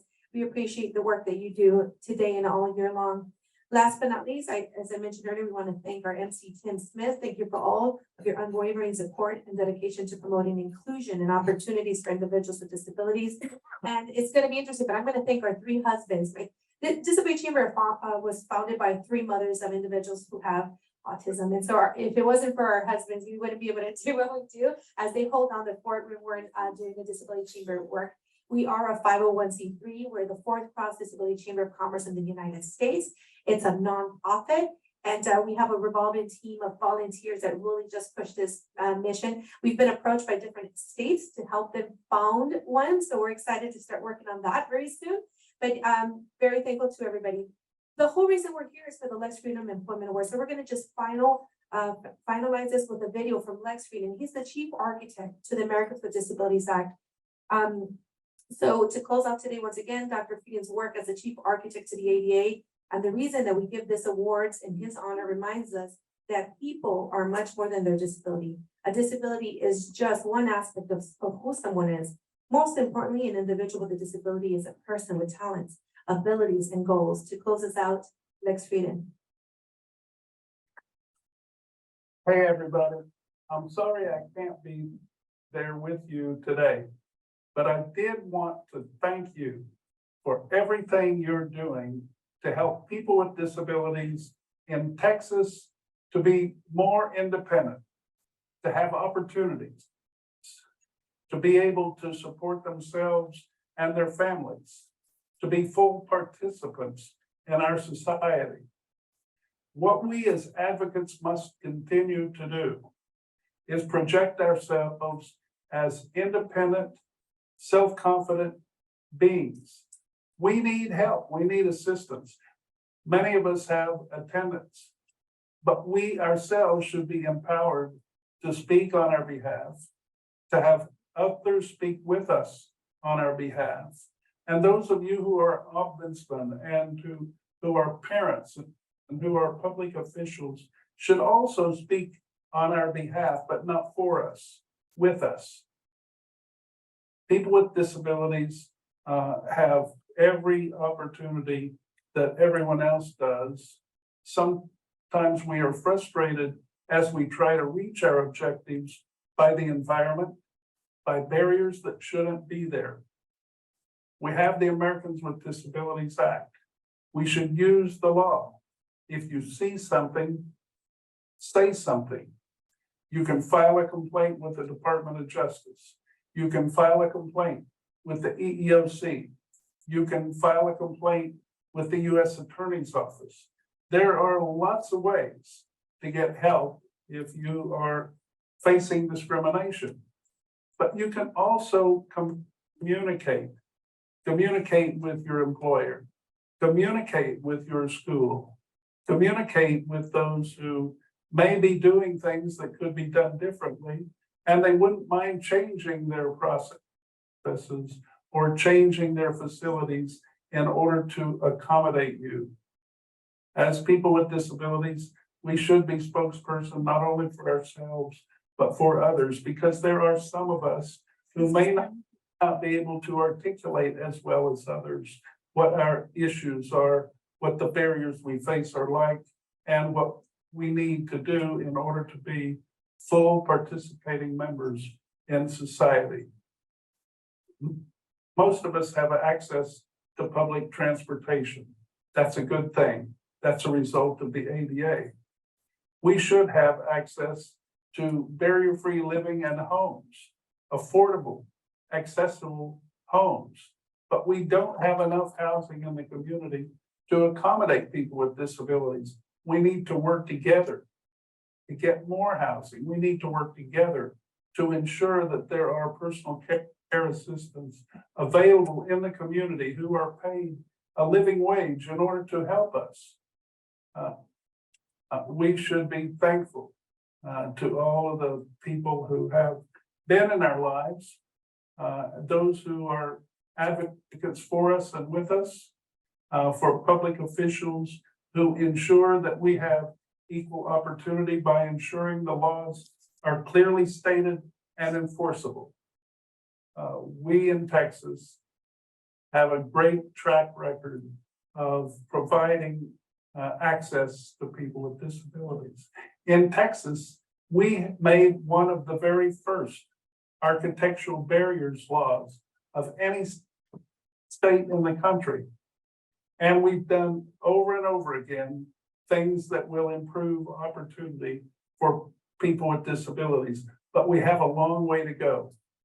And we can only do that by working together, together with organizations like the Texas Governor's Committee on People with Disabilities. We can make organizations ourselves in our own communities, and many of you have done that. And I particularly appreciate those of you who are here today. And again, I want to say that I regret I'm not there, but I'm really glad you are. And I really am grateful for everything you're doing to ensure jobs and opportunity for people with disabilities. Thanks a lot. Have a great day. So thank you so much for coming to the 2023 Texas HireAbility and Lex Frieden Employment Awards. We thank you for your time, and we just invite you to take pictures at the end and have a great evening.